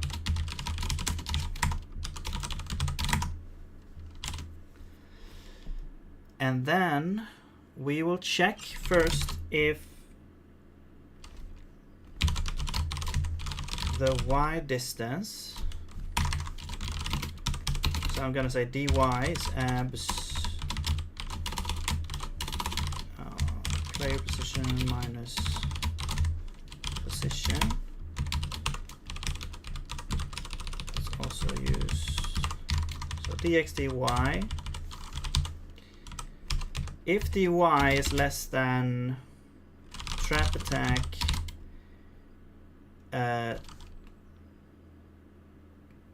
I guess trigger distance y, then return, well, I guess, no, wait, yeah, return if dx is less than trap attack trigger distance x, otherwise return false. So first we check if we're on the same kind of lane, I guess, and then we check if we are also close enough on the x-axis as well. So that should probably suffice for now. Let's define those things.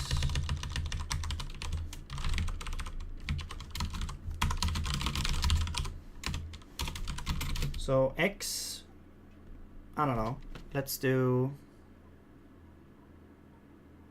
I don't remember. Yeah, these are pixels in like the thing. So 16 is one tile. Let's say like 3-4 tiles, maybe.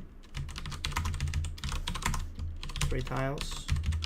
Y needs to be way closer, I believe. So Y is essentially just, I'm gonna do like 1 tile. Or that essentially that becomes like half a tile. No, wait, half. Let's do half a tile, because Essentially, you just need to be in the same level, but there's going to be some amount of distance because the player is not as high as the... Well, they might have different heights.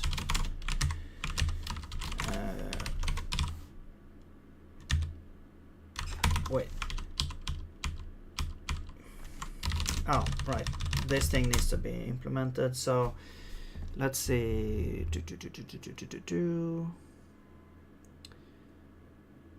Trap attack begin. Right, so what I'm thinking here is that it's gonna be like a sequence. So first off, we're gonna spawn some we're gonna spawn some, I'm just gonna say spawn firewalls as a thing that's gonna happen. This gonna just gonna take some time here, so I'm just gonna say this takes 1 second or something. We have the update function where we set if as state ended, then we return set state to trap attack sequence.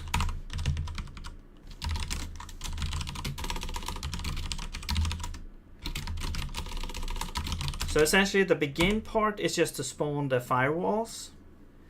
And then we go into the sequence, which is like, whoops.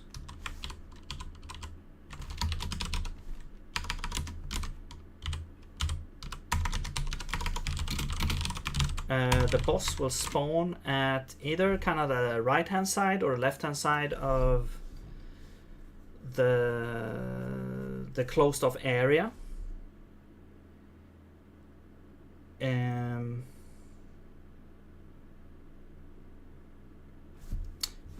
Maybe, I think, so the firewalls are spawned at a certain point. I think what we want to do is we want to store the point that we actually chose.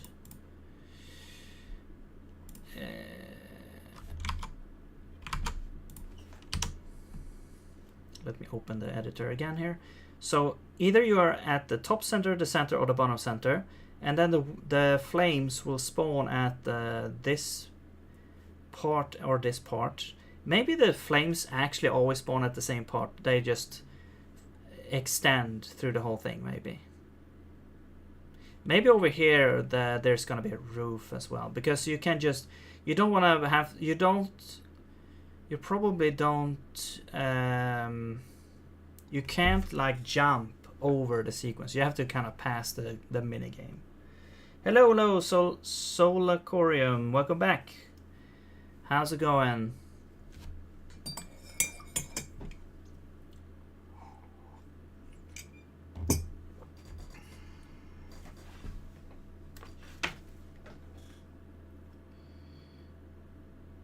So...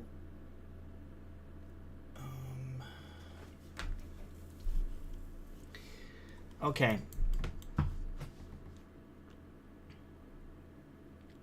So what I'm thinking is the boss, it's kind of gonna move either to the left or right, depending on depending on where the player is.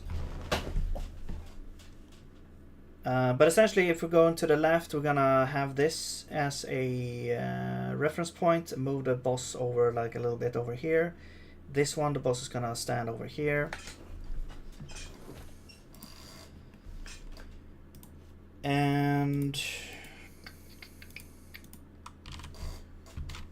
actually that could then be determined right here. That could be determined based on where the player actually is. So here is like the side, which side the boss will spawn, or not spawn, but the boss will go to. And for now, I'm just gonna say that the point will be, we'll get the point. Name is flame wall left, I believe. So you got onboarded on a new code base. I'm going to work on such a mess. That seems very familiar. That is usually how it goes. Sorry to hear that.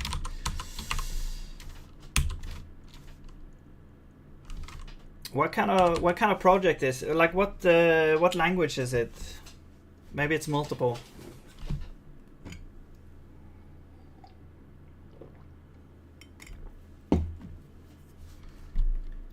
Okay, was it flame wall left? No, trap flame left. Okay, trap flame left.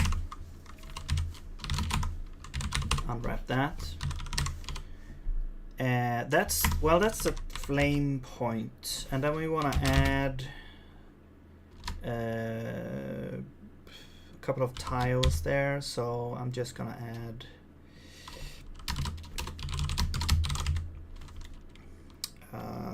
like 2 tiles or something like that, maybe 1.5.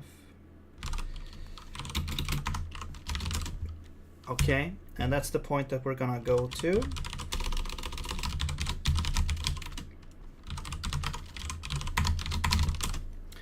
So the boss always goes to the left side, but we can change that later.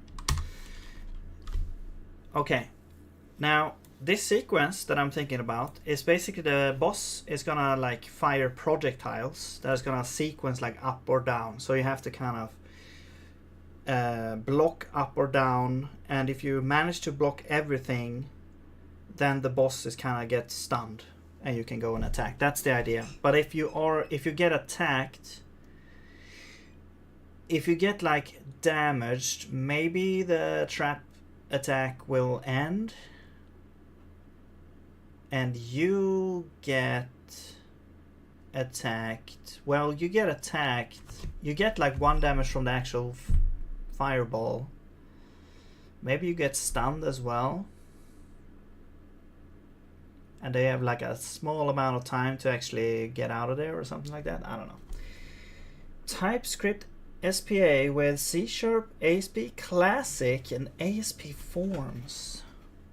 Oh my god, something like this. MySQL. Okay.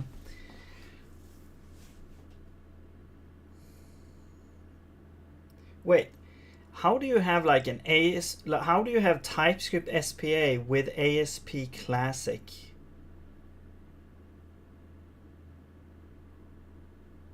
Like ASP Classic, do you actually mean like the first ASP?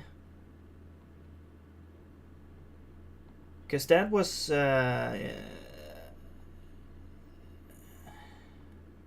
essentially everything was on in C# ASP Classic.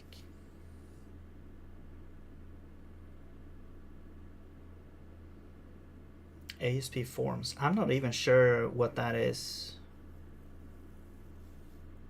Like, is there something actually called ASP Classic, or do you just mean like the very old version of ASP? Okay. It's the ancient one, right? But how do they merge like a TypeScript SPA with that?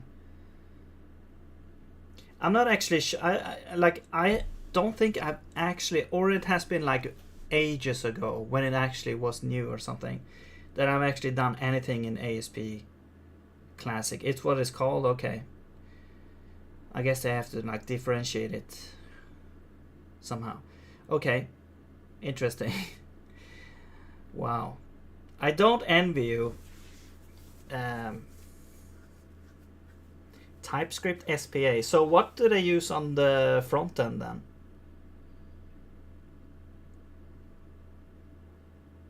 Is there any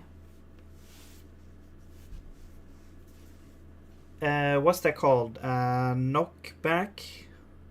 What's it called? That knockback. That's very like good at like integrating with like old stuff like that. Oh my god. Okay. Or is it just native DOM stuff with TypeScript?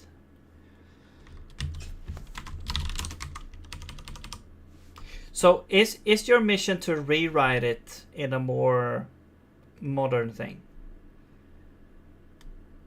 Or is that even on the roadmap? To rewrite it. How big is the project?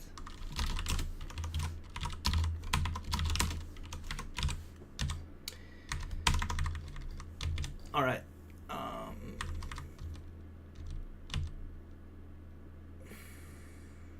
Okay, what do we want to do? How do we want to do this?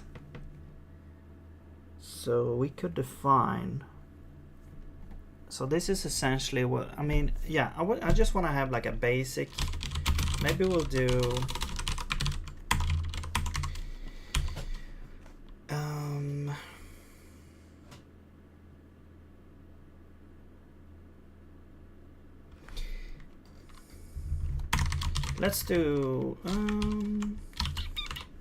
Let's do this. We'll have a trap attack. No.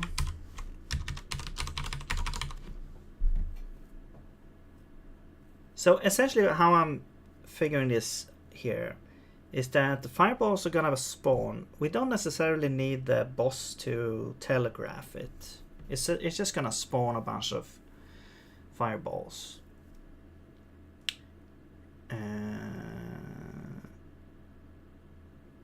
But there's gonna be some timing here to that. So the question is, do we actually move to a different state? We could do that. This essentially just sets the position. So actually we can move this to the post function of this. Instead, so there we go. Post actually moves the thing, and then we have the sequence.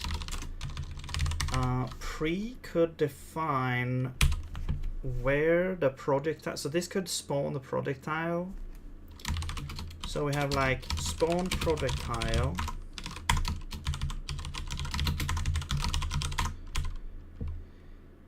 And we also set duration to like, I don't know, this will be the interval for how fast the spawn will be. So like trap attack, projectile interval.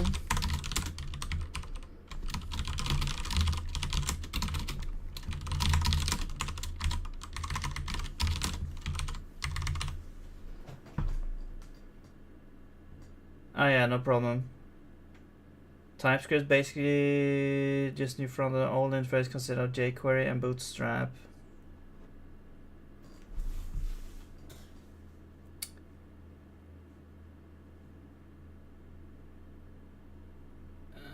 Yeah, but okay. So, are there any plans to like upgrade to newer things, or like how large is the how large is the project?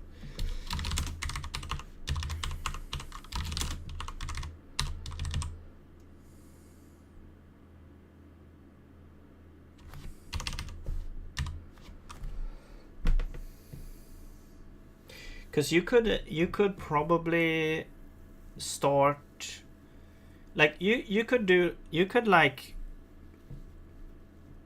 probably try to decide like, okay, well, we want to upgrade to a new thing, and if it's like a smaller project, then you could like do everything at once, or if it's like a larger one, you could like replace specific parts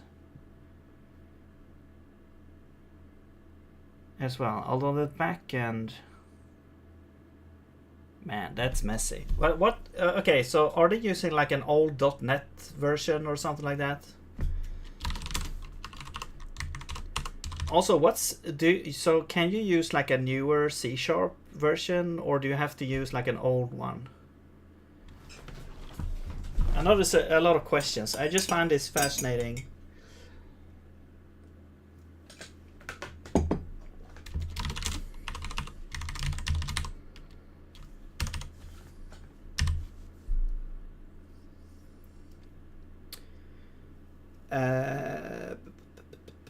update, because it's very close to what I mostly have worked with, like C# and, you know, front end. So it's very interesting to see like an old project like that. It's like when you go to a website, it's not many websites right now that you go and you see this. Even the ASPX, is that what you get actually with ASP Classic? Do you get like ASPX or something like that, or it's just a .asp? Or maybe you can hide it. But essentially, you just click one button, it reloads the whole page. But it was an SPA though. I'm confused. I would actually like to see that code, the code for the project, but that's probably that can probably happen. Okay, so update trap attack sequence. Yeah. So we spawn the projectile, and then we just check if the state has ended. Then we go to, I mean, we could just reset the state to the same state, to be honest. We have to have a counter to see how many projectiles have we spawned and how many should we spawn. We have like a trap attack. We could have like a trap attack data, like a trap attack struct that has like max projectiles. I'm just gonna say 10, and then current projectile is 0. And then we can have other things as well, like interval. Actually, I think this is F64. It doesn't really matter that much. Yeah, interval. Okay, let's start there. We can add more things as well. And then we'll have like the trap attack data just stored here. So that's kind of like, and then you can define like, okay, what's level 1, level 2, like you can have different things there. Now if you're gonna spawn like up or down, that's gonna be totally random, I think. But essentially, if we have like in enrage mode, maybe the interval lowers, we can lower it. All right. So let's see.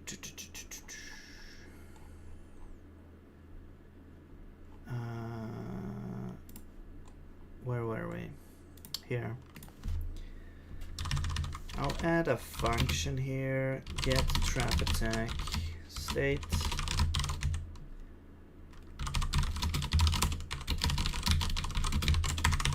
And we'll get the pointer.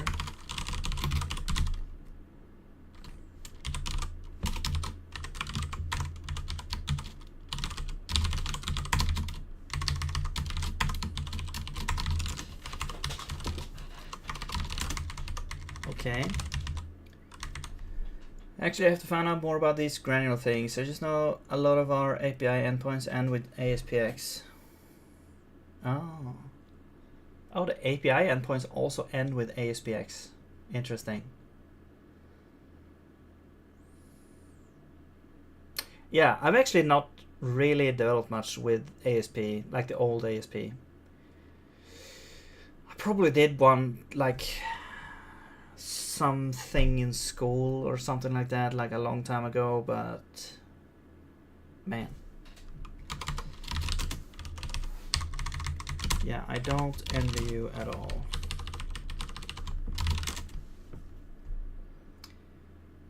No, what was that? Or was it knockout?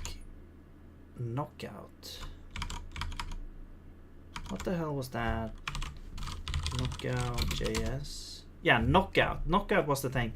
there was like a, you could use knockout as kind of like a stepping ladder, or well, maybe not a stepping ladder because it's kind of, you're building with knockout. You have to use knockout later as well, unless you want to rewrite it. But it could be, it's a very like easy to integrate into existing pages without. But yeah, it's a big decision to go for something like that as well. So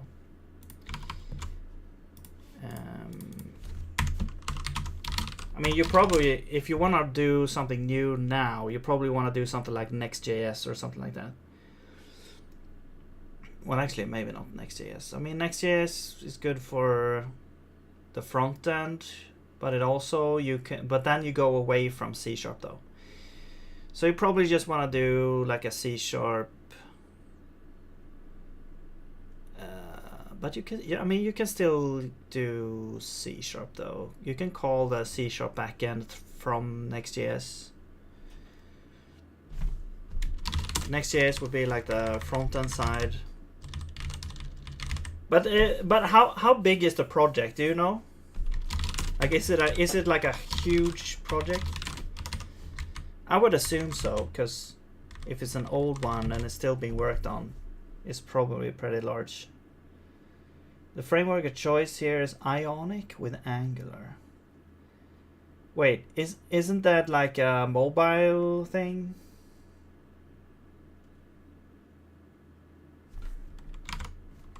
Wait, Ionic. It's huge legacy, financials of, oh my god, okay. Yeah, Ionic.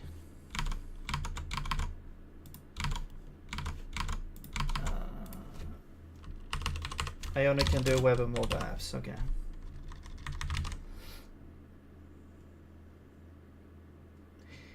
Okay, so they don't have like, so the ASP part is not front end, it's only back end. Why do they need ASP for that? I'm confused.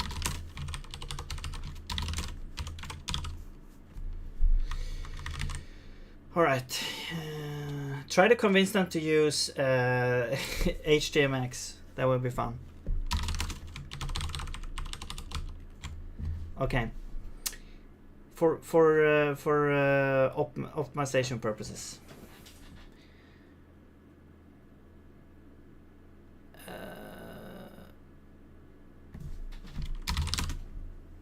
Yeah, HTMX. It's fun. It's really cool. It's fun until you kind of want more abstractions. Then it's not fun. But you can feel very productive with it. Although I haven't gone full HTMX. Like the guy who made it also made like a programming language as well, it seems, so that you can use to kind of, you know.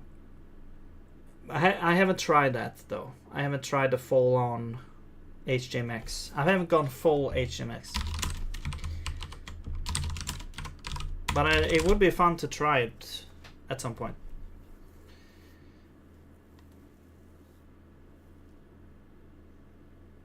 Okay, so let's get. So this would be.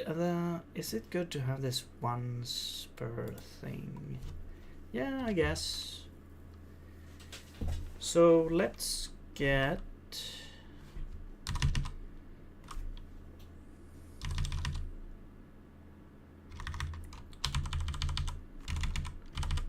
I think what we want to do here, if state has ended, if trap attack is trap attack done, then we advance the sequence instead. Otherwise, we repeat the same thing. It's like a while loop. Is trap attack done? We will get the trap attack. We will return if trap attack current Or is, I mean, we could just have this function here.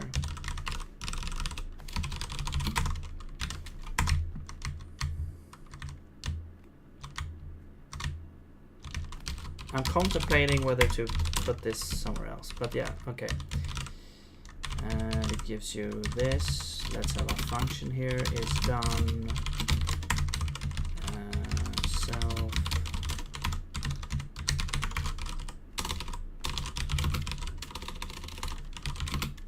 Hyperscript. Yeah. That's the one I was thinking about. So if current project time is more than or equal to max project tiles, then we're done.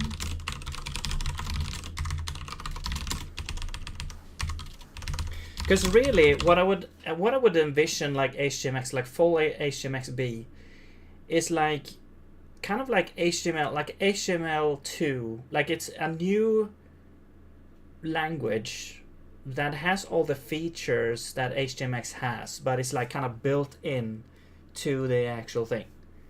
But I also understand why you would not want to do that, because the way it is now is compatible with all the browsers and stuff. But I mean, you could make the language, you can make a language and then have it be compiled into HTML.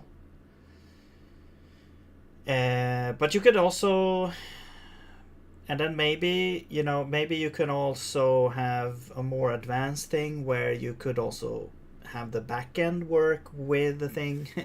I mean, it would be cool if someone actually made like something that worked on both the backend and front end with HTMX as like one package. I know that's kind of goes against maybe what HTMX does, but I don't know. It just feels like the backend and front end is like maybe even more connected when you use HTMX, because I don't know. It's like the forms get like throws the data out, but you also like the data has to be the same. Like there's a contract there, so it's like inherently going to be connected. I don't know. Hey Mutasimus, what's up? How's it going? Are you watching from your OS now?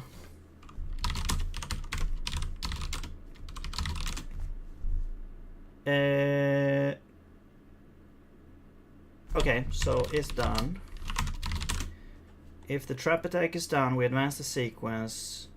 We also want to actually, you know what? We need to tear down we need to have a tear down trap attack thing. So actually, because we want to remove the firewalls, trap attack, tear down.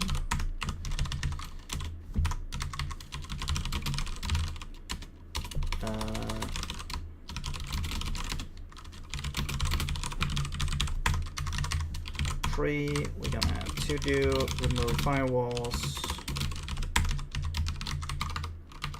possibly even remove remaining projectiles.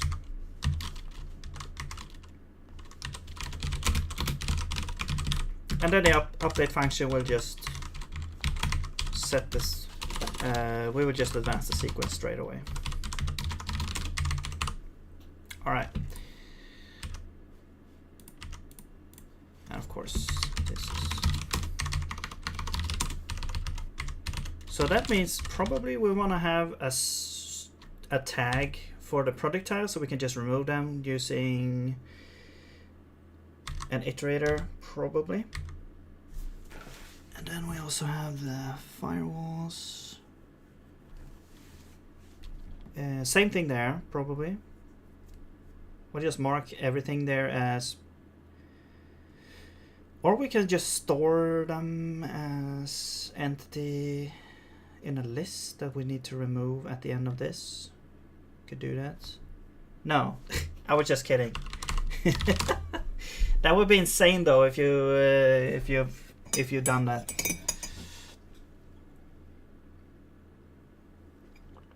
Maybe you can make like a Windows executable emulator, like Wine for Linux. so you can actually run Windows programs.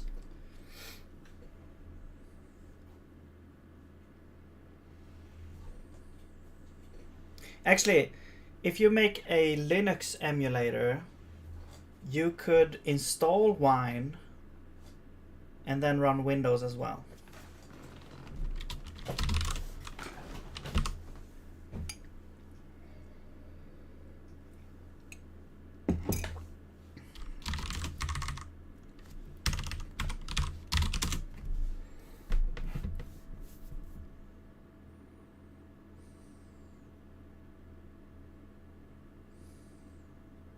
I wonder how hard it is to actually make like a VM with your own like operating system.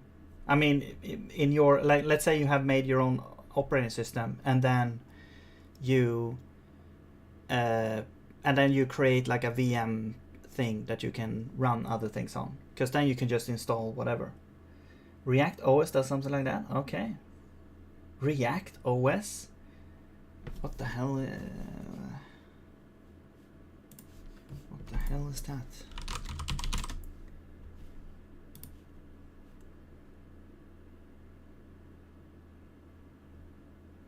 React OS.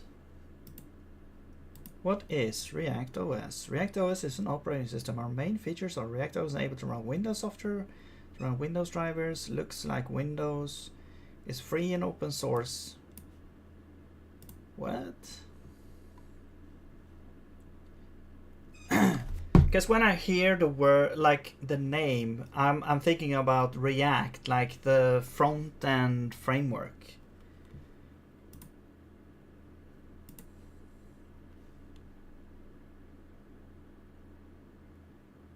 But I guess that's not the case. That's not what it is. It's just an OS that is running Windows stuff. Have you tried it? Using QEMU is enough.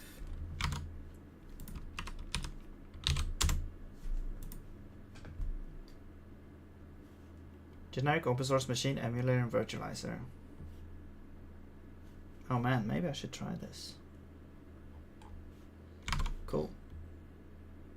Love it when there's no agreed upon casing in the code, but I think there is. There is an agreed upon. It's just that the standard library. Oh, I see. I thought you were talking about Zeg. Okay. But yeah, I can imagine with a project that is that old. You know, there even though the project itself probably is not consistent when it comes to coding style, you should probably investigate if there is like. You should probably investigate the newest decided coding style, if there is one. Like, I don't know if you have like some kind of documentation base or something like that. Yeah, React OS. Okay, you haven't tried it. I mean, I have VM. What is it called? VMware. No, I thought I had VMware. All right, let's see if we can make this work here. So let's see. We have the teardown. So I think we have like the full-on thing here now. We just need to create the project tiles and stuff, and spawn the firewalls, and keep track of all the things. Actually, that could be part of trap attack. So tear down entities to remove. Let's make an array list of entities. All right. And let's have like add entity.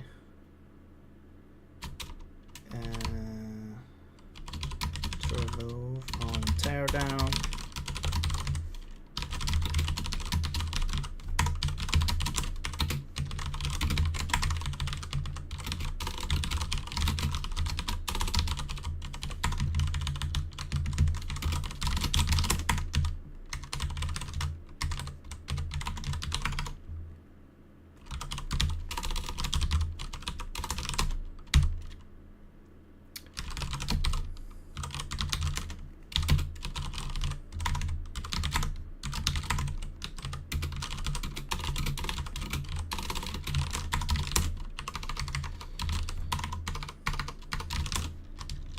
Okay, and then tear down.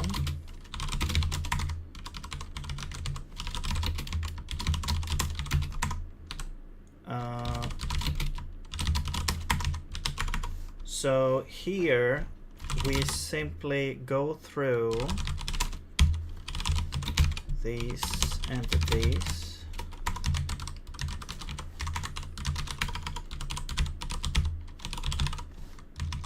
I wish there was like a remove, like a list, remove many, remove if exists. Yeah, that's perfect. No, wait, that's for one component.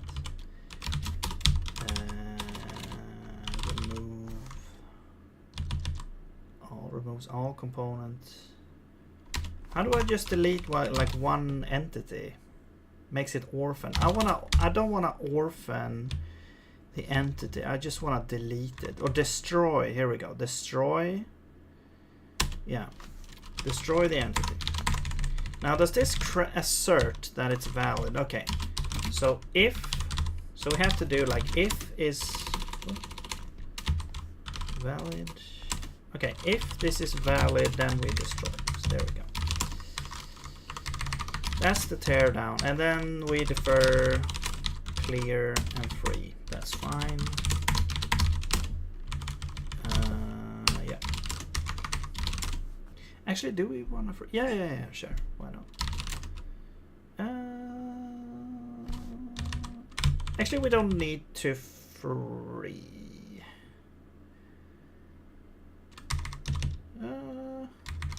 Because then we need to reallocate later. Whatever.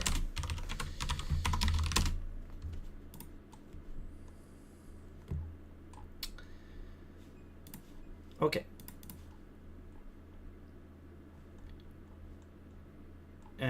So now we can potentially add a bunch of projectiles. We can do that. So let's see. We have the things here. So here, actually, this would just be now get trap state and then tear down. Come on. No.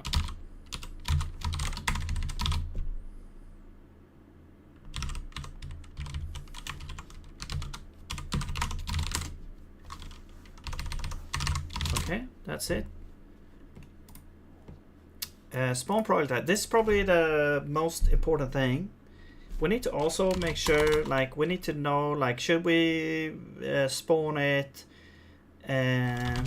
So projectile position. Should we spawn it like up or down? I think as senior developers only discovered the term documentation 2 years ago. Oh my god. Okay, are they willing to answer questions? I'm gonna guess no. I'm gonna guess they're the okay. I'm pretty prejudiced here because I mean it depends on the person, I guess. Some people they want to answer, they help you out if you want to have answer questions, especially in projects like that, which is like, you know, needs questions answered. But then sometimes you get people who just don't want to answer questions, and they tell you to, hey, just look at the code base, or it's self-documented, or whatever the term is. I'm gonna chat through Twitch and read YouTube chat too. Okay. Hello, welcome to Twitch. Alright, so the projectile should spawn either up or down. And right now, so let's just let's do. So first we want to have the boss position, mini boss. I'm just gonna say position. That's the position. So position, and then it's either gonna be up or down. So let's say it's like half a tile, maybe up or down. So it's like, let's get a random boolean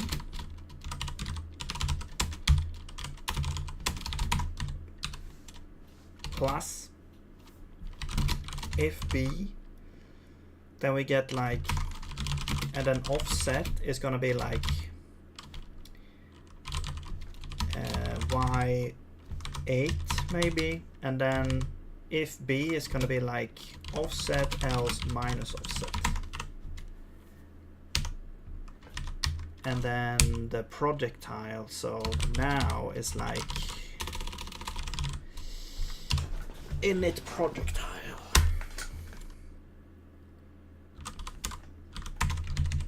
So the thing, I forget how this works. So essentially we have like a context, right? The context is supposed to be the source, I think, yeah. So we create a new projectile and all that stuff. And actually this gets us the animation. So actually it's like, okay, if we have animation, we do that, okay.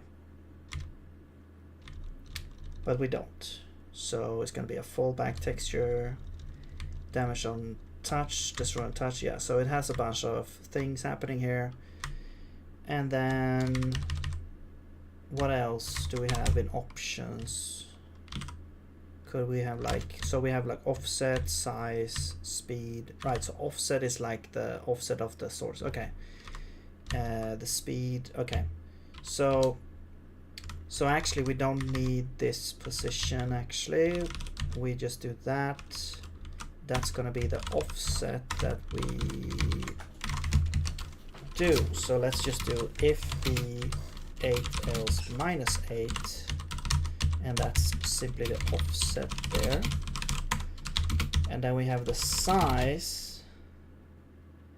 It's just gonna be, I think, like 8 by 8 or something like that.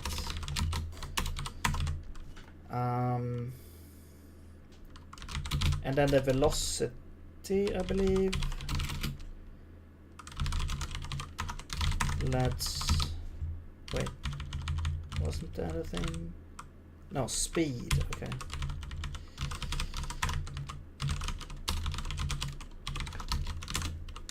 Okay, so the speed is going to be depending on where the boss is actually standing.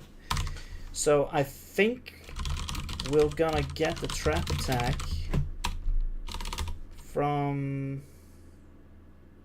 the thing, and then this will be like depending on the side.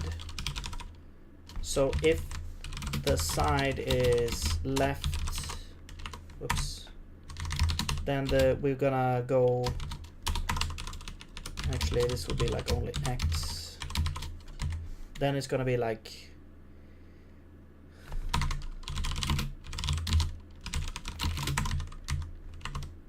actually the speed, I'm just gonna say it's 100, and then this is the velocity, right?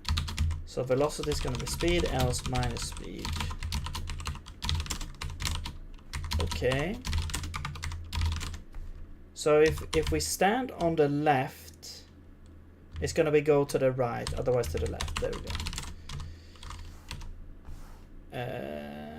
Trap attack state.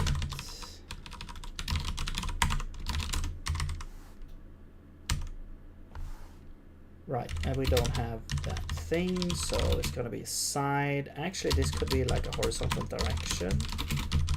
And I'm just gonna say it's left.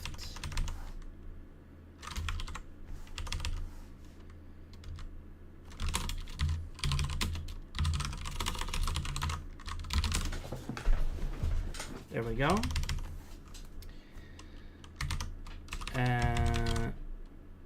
Okay, if the direction is left.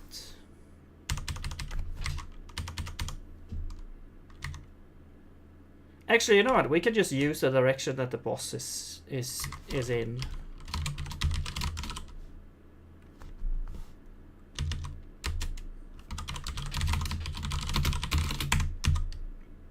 Yeah, let's just get that.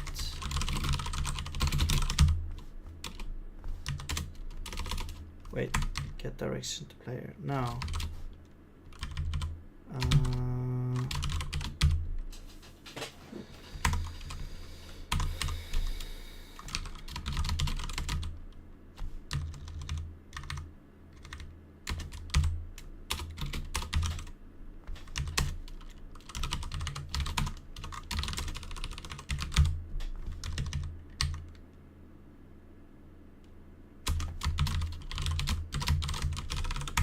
There we go. Okay, so we have this kind of convenience thing here. So horizontal direction, you can initialize it with from radius direction, and then we use this apply function, which essentially like flips the x axis depending on the direction you want it to, the direction that it is. And since we have like it really only goes left or right, so then we have like only x speed there. So that will basically flip. So now it's depending on the direction to the player, so we don't even have to worry about the side of the trap attack. So we trap attack, yeah. Okay. Yaw be a better name. No, sorry. Maybe.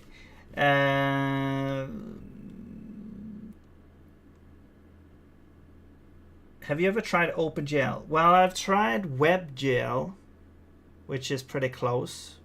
So I haven't tried like you know, full-on OpenGL. I just know that it's a pain in the ass, so no. But you know, if you want to make something from scratch that you can do whatever you want, then it's a good choice. I just right now I don't really need it.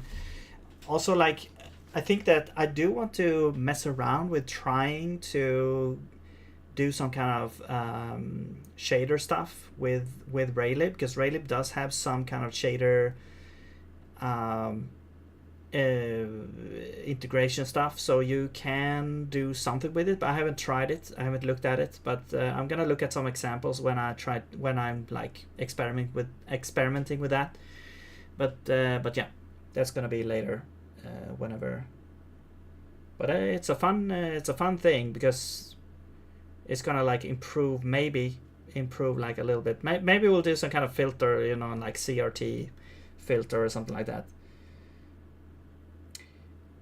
Pitch for vertical direction if you have one. Yaw and pitch.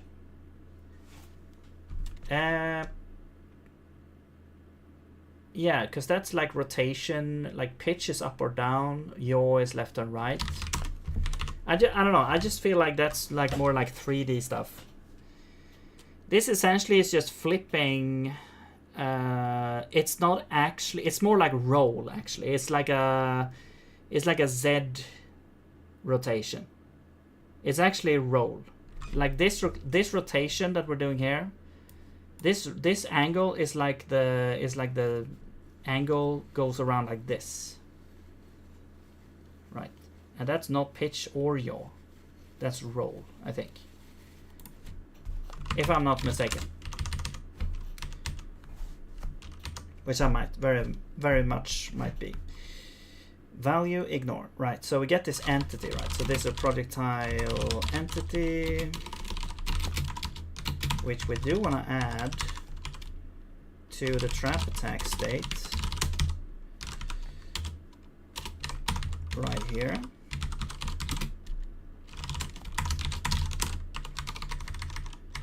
Okay. All right, so here we got our little projectile being spawned. When this sequence state is entered, and then after half a second, it should go back in there. Also, actually, after this has been spawned, we actually want to increase this by 1 as well. So there we go. All right, so now that should spawn a bunch of stuff. It should also check like if the attack is done, which means the current projectile should be more than or equal to the maximum projectiles being spawned. After that is done, we return to the teardown state, which then goes back to the thing. So I think we have like a lot of things in place. We have some things missing, which is the firewalls, for example. Also, which side is the... Yeah, so we're always going to the left-hand side as well. Also, we need to set the... We need to also set the direction to the right as well. Alright. That should really be like SMU here, not MU. Like MU stands for monster utils, SMU state machine utils. So this is like more generic for all types of things, while this is more for only for monsters, but really everything could have a direction. It's not just monsters. But anyway. Okay. So now let's see, can we... Well, let's build this here and we'll run this.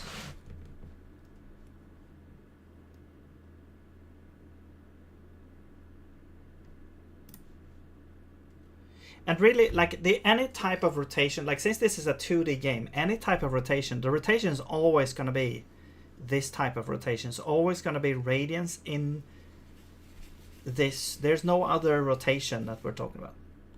Unless you're talking about complex... No, even complex numbers are like, you never go into the 3D direction. Okay, so it's gonna go around. We're gonna do the teleport attack. Oh no, jump out of the way. Boom. And then it's gonna go around again. And then here's the trap attack. So it's waiting for me to get up there. If I'm too slow, I'm gonna take damage. There we go. And then we're going to teleport again. I'm gonna stand down here so I can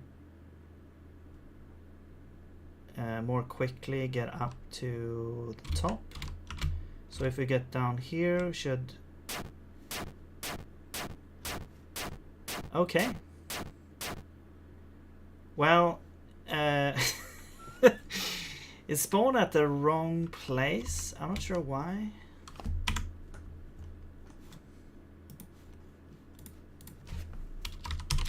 But yeah, also all the projectiles just disappeared, which is kind of funny. After they've been like all spawned. I once saw the entire Minecraft movie through a GIF. What?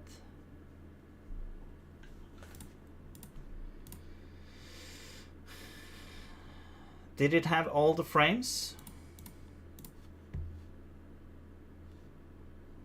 of the movie?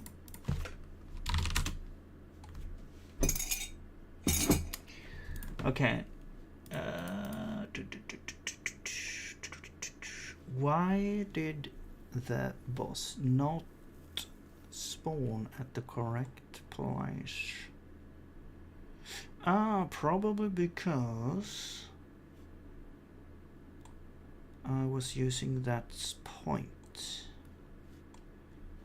Right.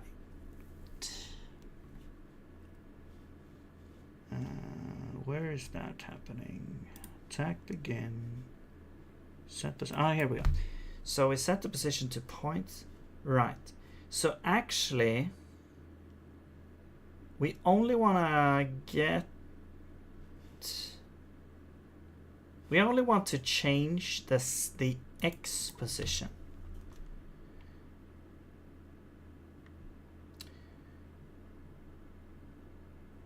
So we do want to get the position, and then this would be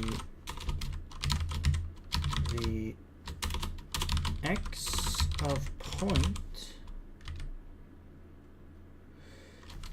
and then the Y of position.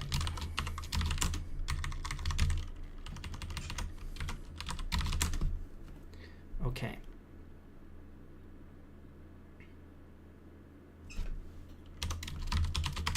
So now it should spawn at the correct place, hopefully.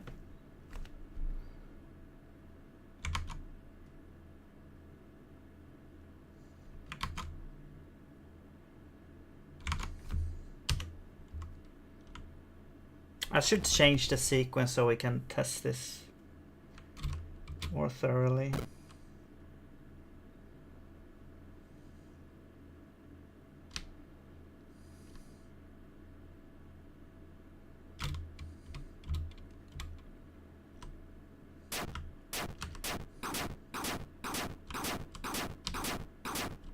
There we go.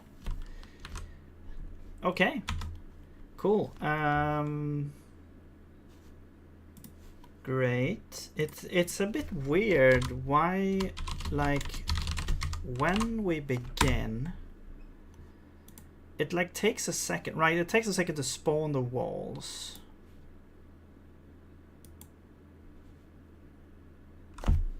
Yeah. It really should be like the firewalls there. I mean, those could actually just be projectiles, to be honest. Like, we could just make them as projectiles with 0 velocity speed, actually. So let's actually just copy this.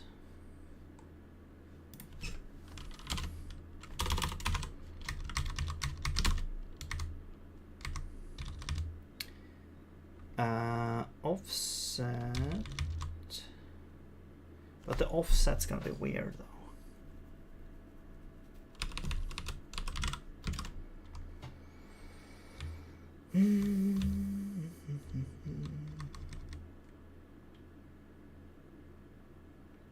Shield block true. Well, that's also false. I mean, we could just add a option for that.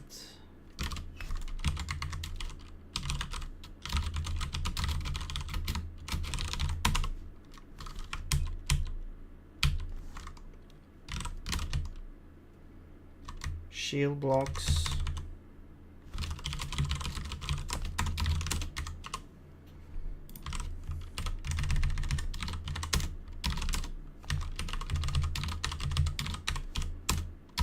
One at a time.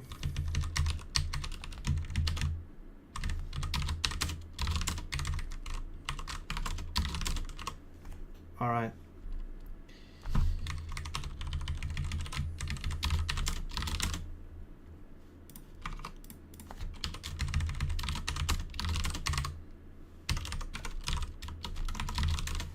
So we could also do, let's see, offset, size, speed. We could do like offset, is offset relative, and it's true by default, and then the position, wherever that is here. So it's like if is offset relative, then it's gonna be this, else it's just gonna be the offset. Okay. Also, we don't destroy on touch.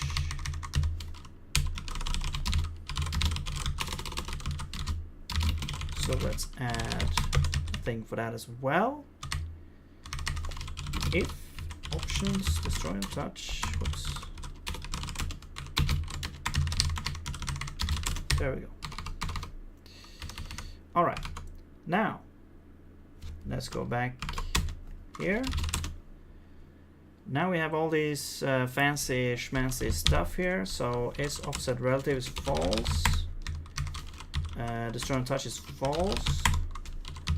Shield blocks is false. There we go. So now we can do all this.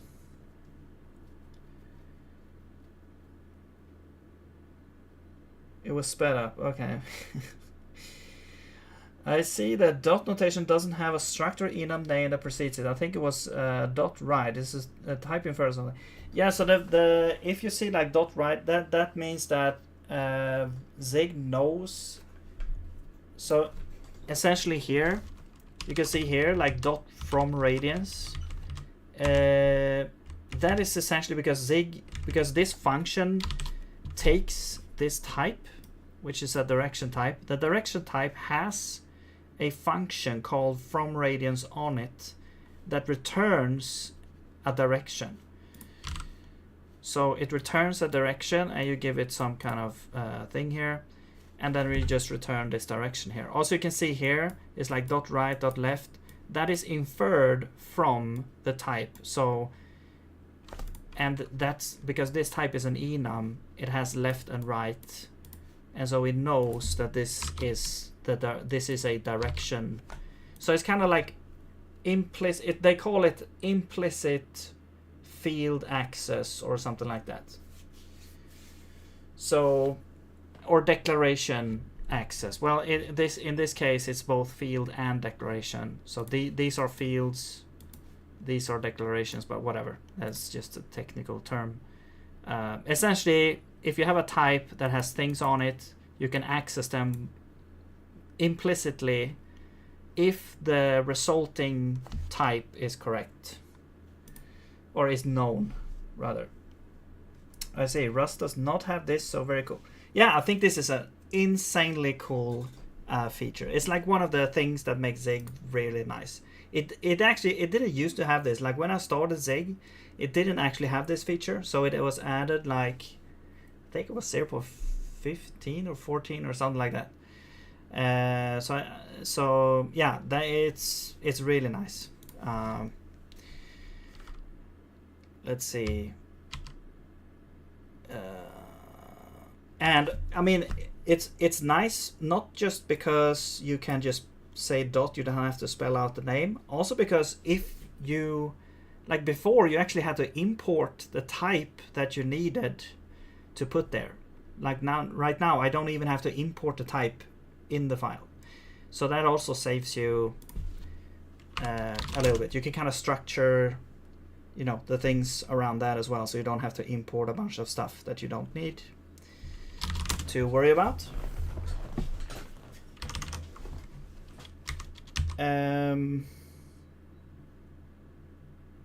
Okay. So the offset will be for the first one. Let's just have this like spawn firewall.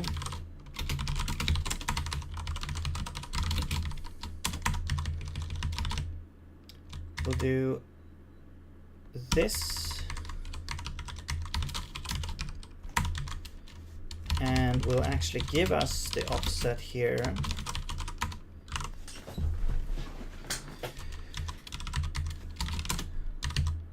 There we go.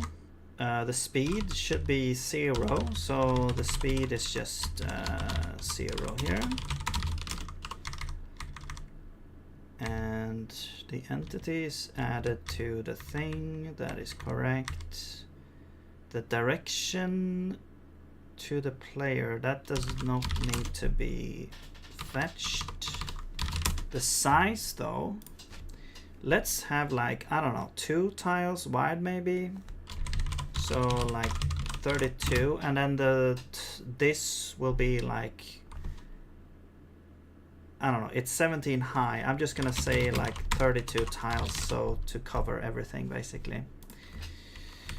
Okay, that's the firewall. Now,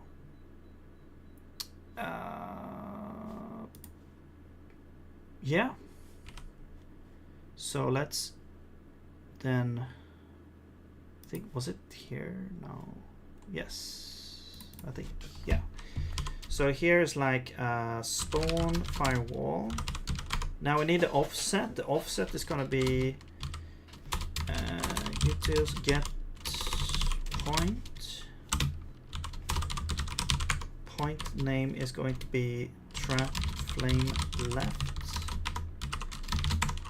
and then trap flame right. Okay. There we go. There we have our firewalls. Cool. All right. All right, Penguin.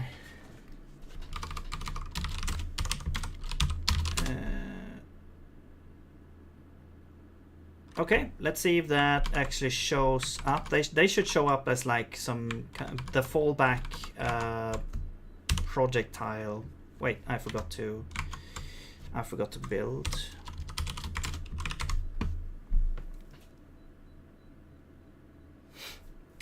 They should show up like as like the firewall or the projectile sprite. I think.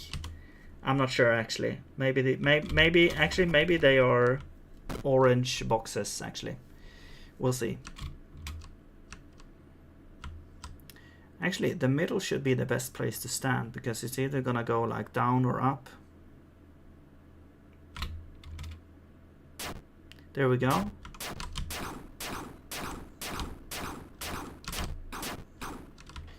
Cool. Oh yeah, it was actually it was a checkerboard. It was the checkerboard. I forgot. Okay. Now. So we're almost there. I feel like so.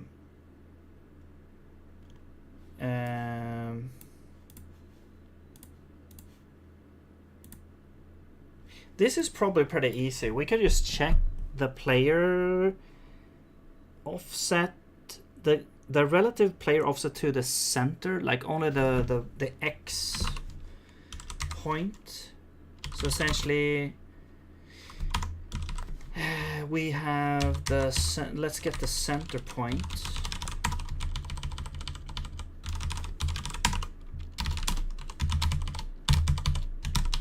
That's the center, and then we'll get like dx of the player. Let's get the player position, and then dx will be the x of center minus x of player, and then the absolute value of that. No, wait, that's not the absolute value. Actually, we need to check if so this would basically be like if dx is less than 0, that means we need to be on the left hand side. Otherwise we're on the right hand side, so we'll get the other point. We'll get the right point and we'll do negative this. I'm gonna say like spawn or TP distance. It's gonna be 16 plus 8. Actually,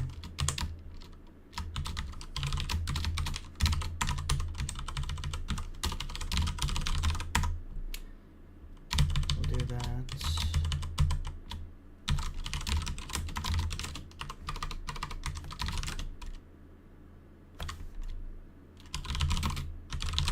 Flame left.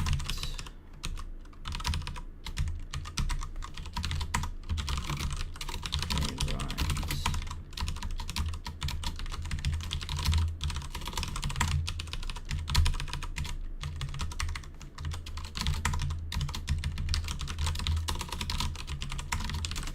Okay.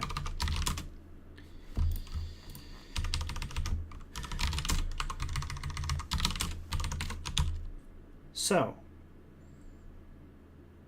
now the spawn or the TP destination should be based on the player position. If the player is standing slightly to the left of center or to the left of center, no, then it's the other way around. It should be if the player is to the right of center, the boss should be spawned on the other side. There we go.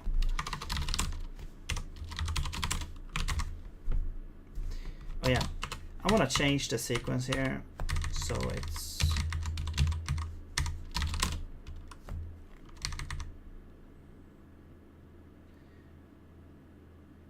takes shorter amount of time to test.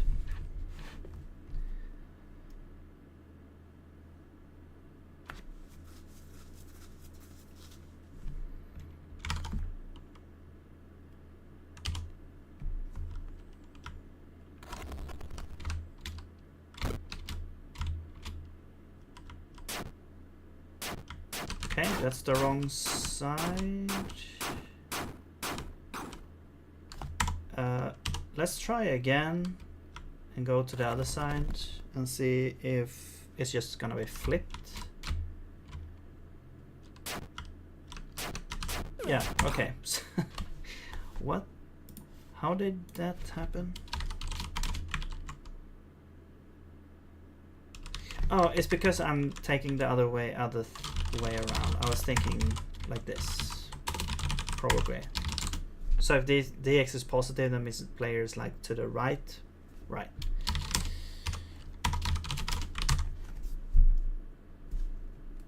Right.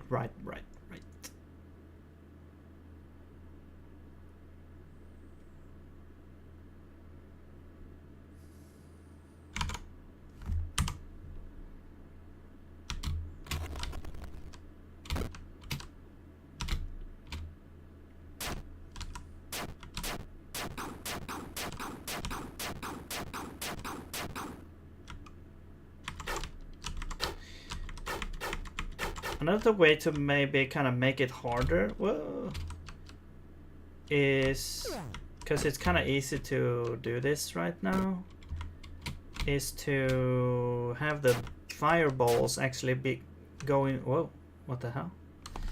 Oh, I never reset the thing. Okay. Right, this should be reset. So the teardown should actually set these to 0. There we go.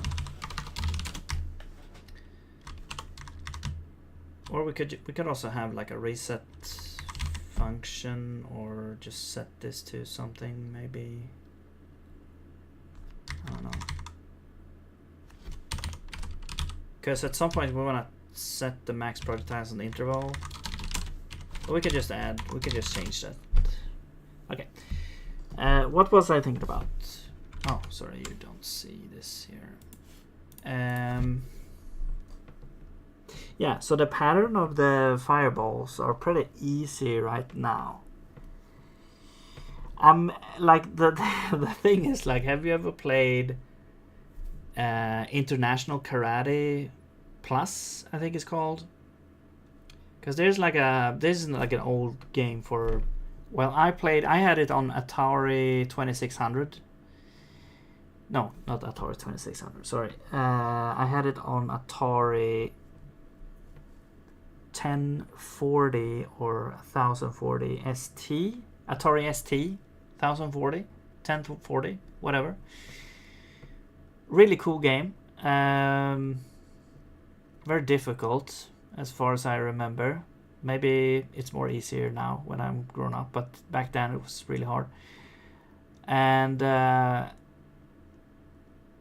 it's like a karate game. You're a karate guy who beats up the opponents, but there's a mode where you're kind of, you have a shield that you can point up, down, maybe even in the middle as well. You can kind of point it up or down.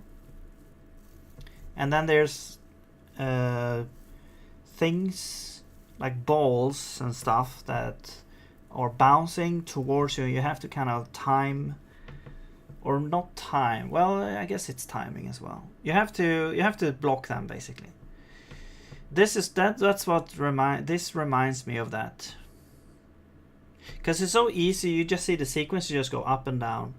There has to be more challenge to it. So maybe have them go in like a wavy, like a sine wave motion.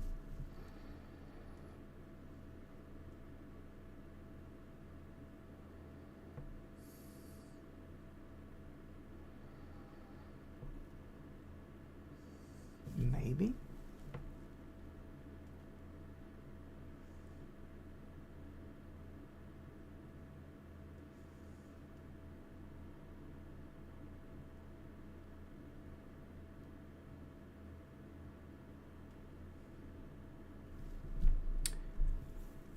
Well, okay, anyway.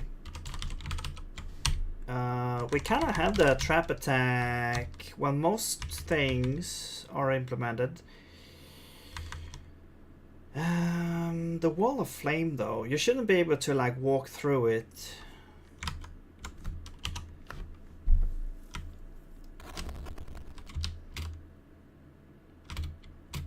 So we go in here. It's gonna, yeah. See, you can just walk through it and go outside. That's not supposed to happen. Maybe we'll add like a boundary as well. We'll add like, so the flame you can walk into, but then, or maybe it's just solid actually. Maybe it's just maybe we could just add make it solid.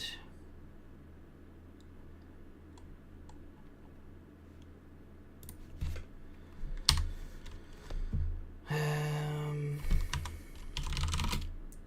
projectile body.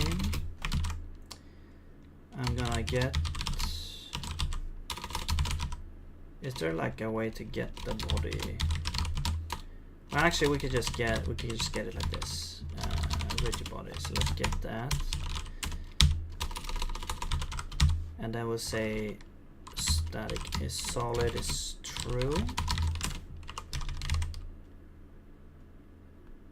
So now you shouldn't be able to go through it. Let's try.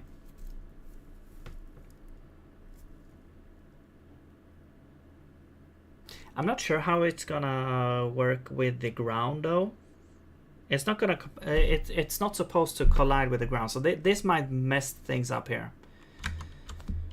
But we'll see. We might need to modify it a little bit more. No? Oh, but then okay. Maybe, okay, so maybe we need more things. We probably need we need like this to be in a group where it only collides. It's supposed to block the player. Maybe it only blocks the player or something like that. I'm not sure.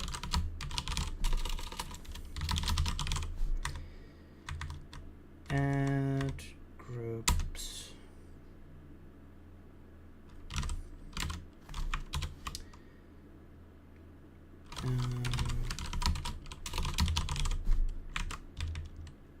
Let's see. Player ground only collides with monsters, only collides with bosses, only collides with ground. Okay, let's have one that is like only collides with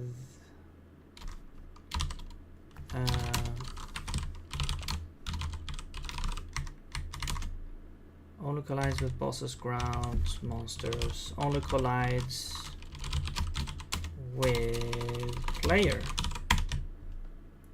The player. Player, the player. Player, player. So we have the player collides with the player. Or it collides with anything that is in that group. There we go. So then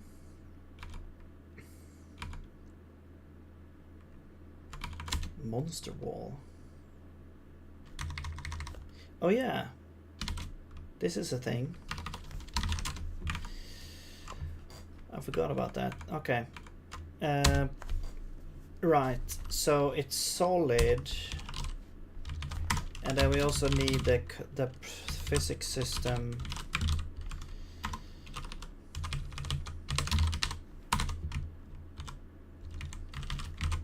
We need S.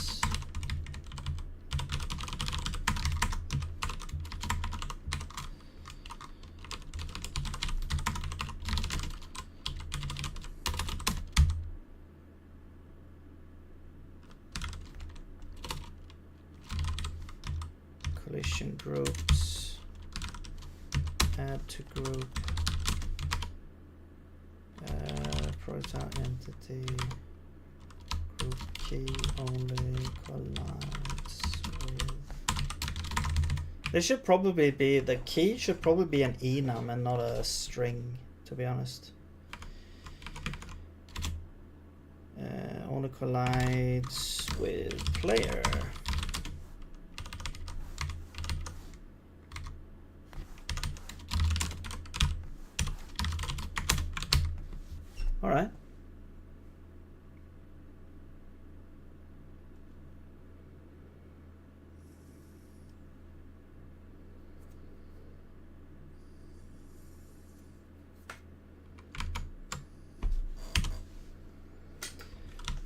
Let's see if that works now.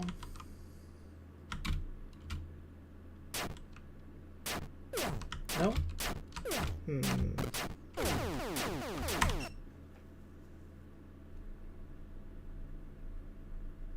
Strange.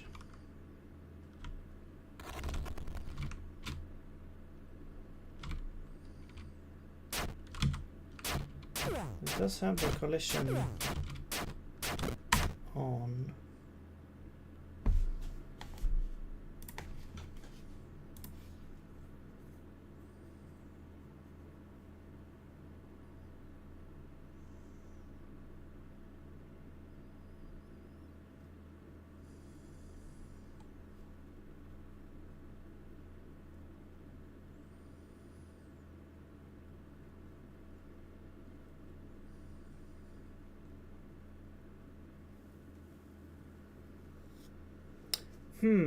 Why is that not working?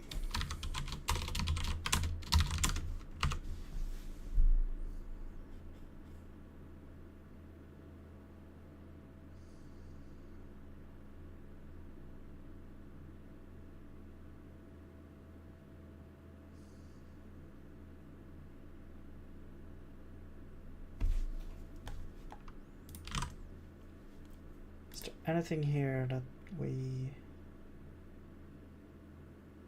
are missing? Solid is set to false, but that does not really matter. We just change it later, so it doesn't matter. Actually, there could be something here depending on that.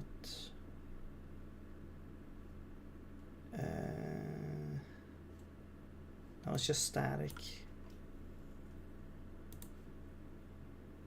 I guess we could set static to true as well.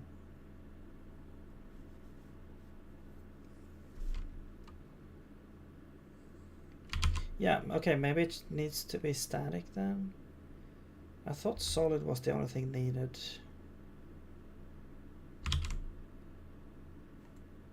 Static and density. Okay, let's do that.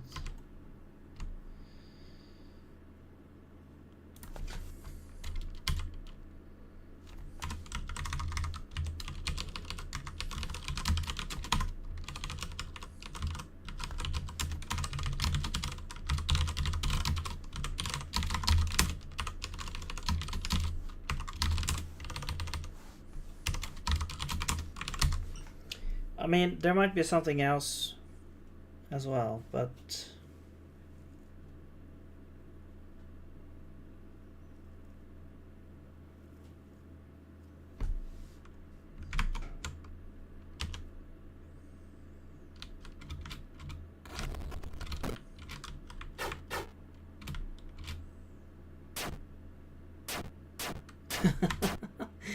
okay. Okay, that might explain a few things.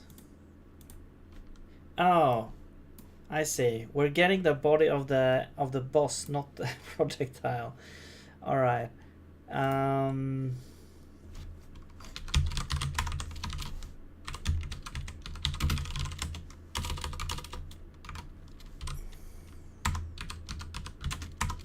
There we go.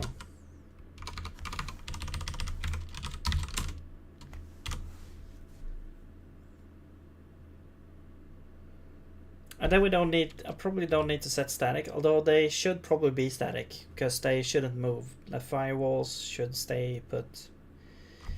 So it's probably more correct if they are actually static.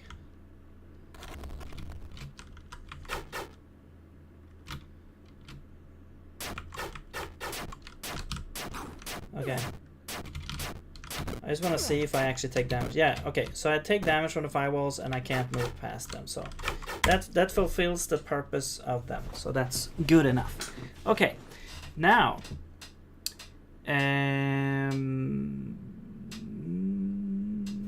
we should probably also have like a firewall up here so you can't just jump over the projectiles. But let's not have that right now. Let's just imagine that we have that. So what now? So let's see. Actually, we probably don't need to remove the projectiles as soon as the thing is done.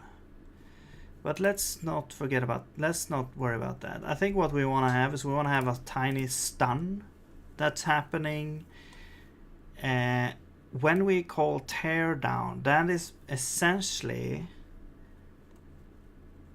well, no, that's happening anyway. I think we'll do a tear down. Let's do like, maybe we'll do like this, like was player hit, set that to false, tear down,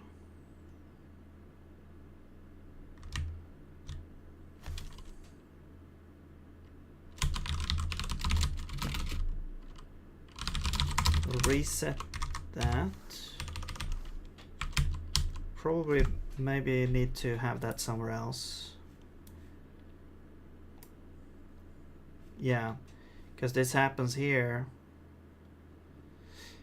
Because we want to have this happen first, and then we go to stunned. Right. So this can't. Oops.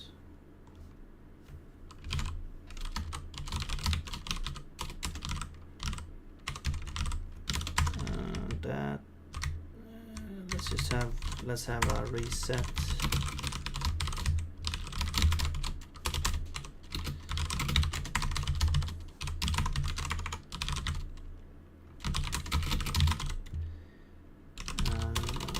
Let's play hit.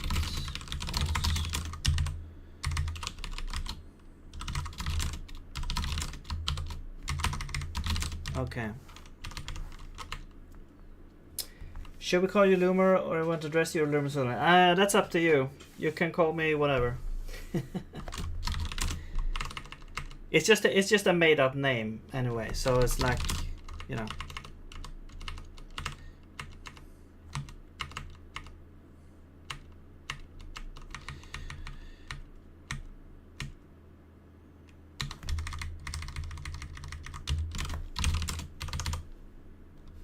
I mean, I'm sure you understood that it was made up. I'm just saying it's like I don't have. It's like a a nickname. It's called a nickname. It's like a nickname for your nickname. Some people care about such things, so I must add. Yeah. Thank you for asking. I don't really care.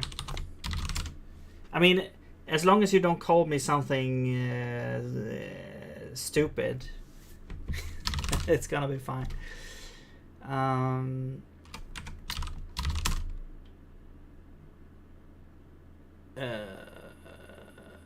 Let's see.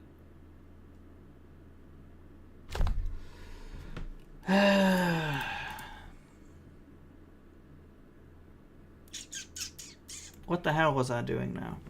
Sorry, I lost my train of thought.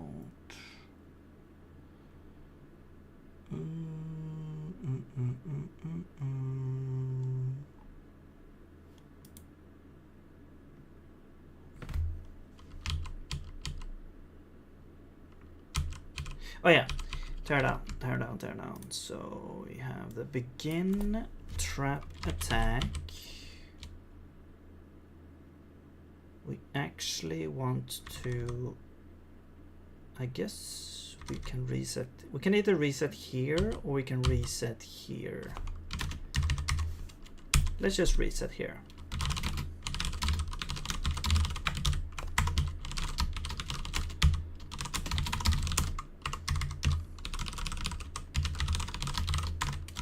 Yeah, let's just do that. All right, cool. Now we have the thing was player hit. So actually, how do we know if the player was hit by a projectile though? That is the question now. Oh man, time really flies. I have to go now soon. Man, I thought I could actually make this work, but there was a lot of nuances to this thing. There's always like a lot more than you realize when it comes to these like kind of boss fight things, like all the kind of logic around it. Welcome back, Penguin. And stuff. It's like it's always more than you think that goes into these things. And also like testing it, you notice like, oh, it probably is better if it works like this or like that, or yeah. So it always takes longer than you think, way longer. Okay.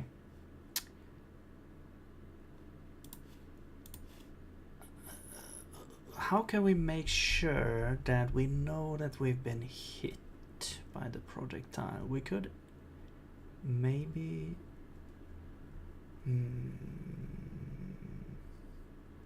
I don't know, unless we build like a system for that to keep track of it or something, like we add a tag to the projectile, and then once the player is hit, then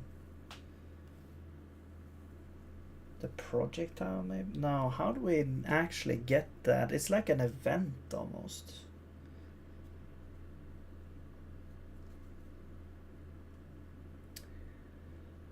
Yeah, thank you, Solacorium. I always have trouble saying your name, actually.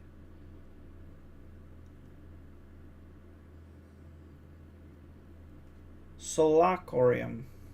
Solacorium. Is that correct? Solacorium. Solacorium.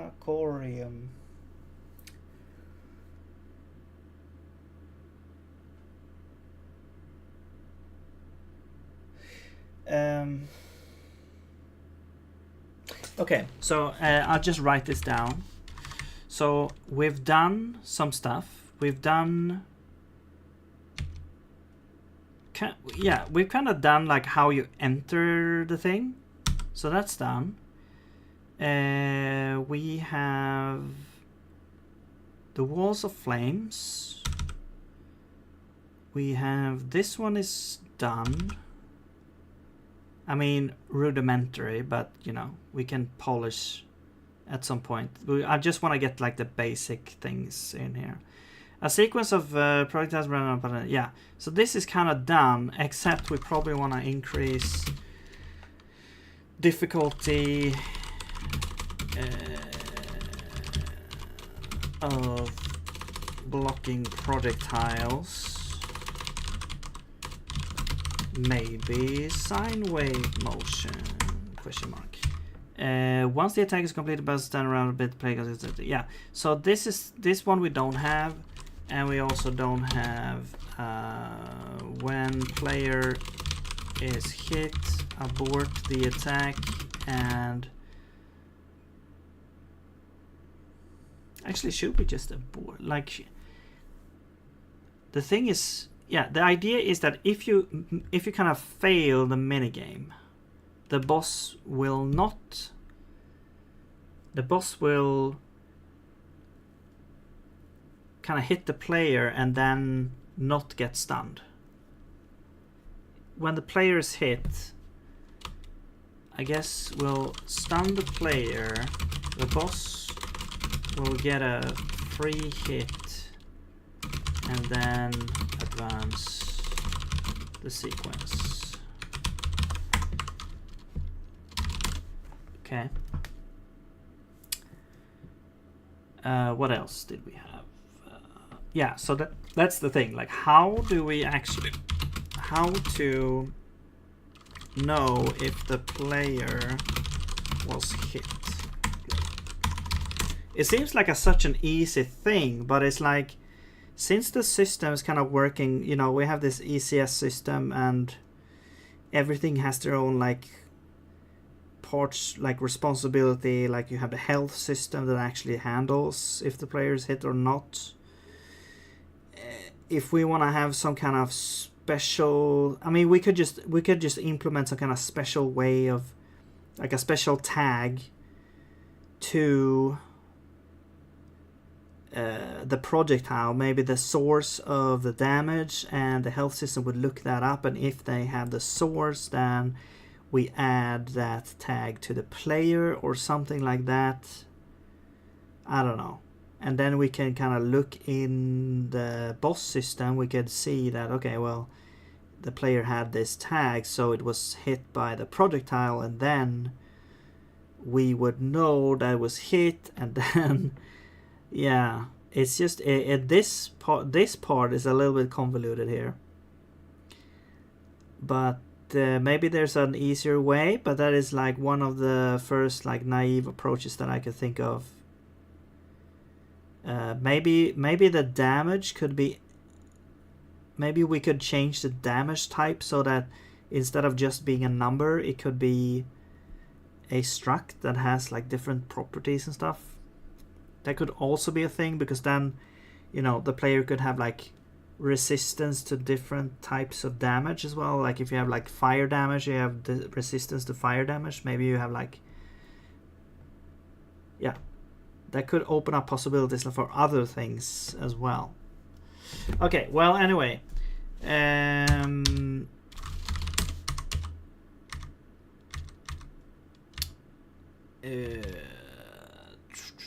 what else do we want to do with this one? I think that is probably it for the trap attack. Once these things are done, the trap attack is mostly, it's like there's only like a little bit of polish there. If we even want to do this right now, I do want to have the trap. I do want to make like the, I do want to get to these, because then it's gonna start to feel like an actual fight. Yeah. Okay. Cool.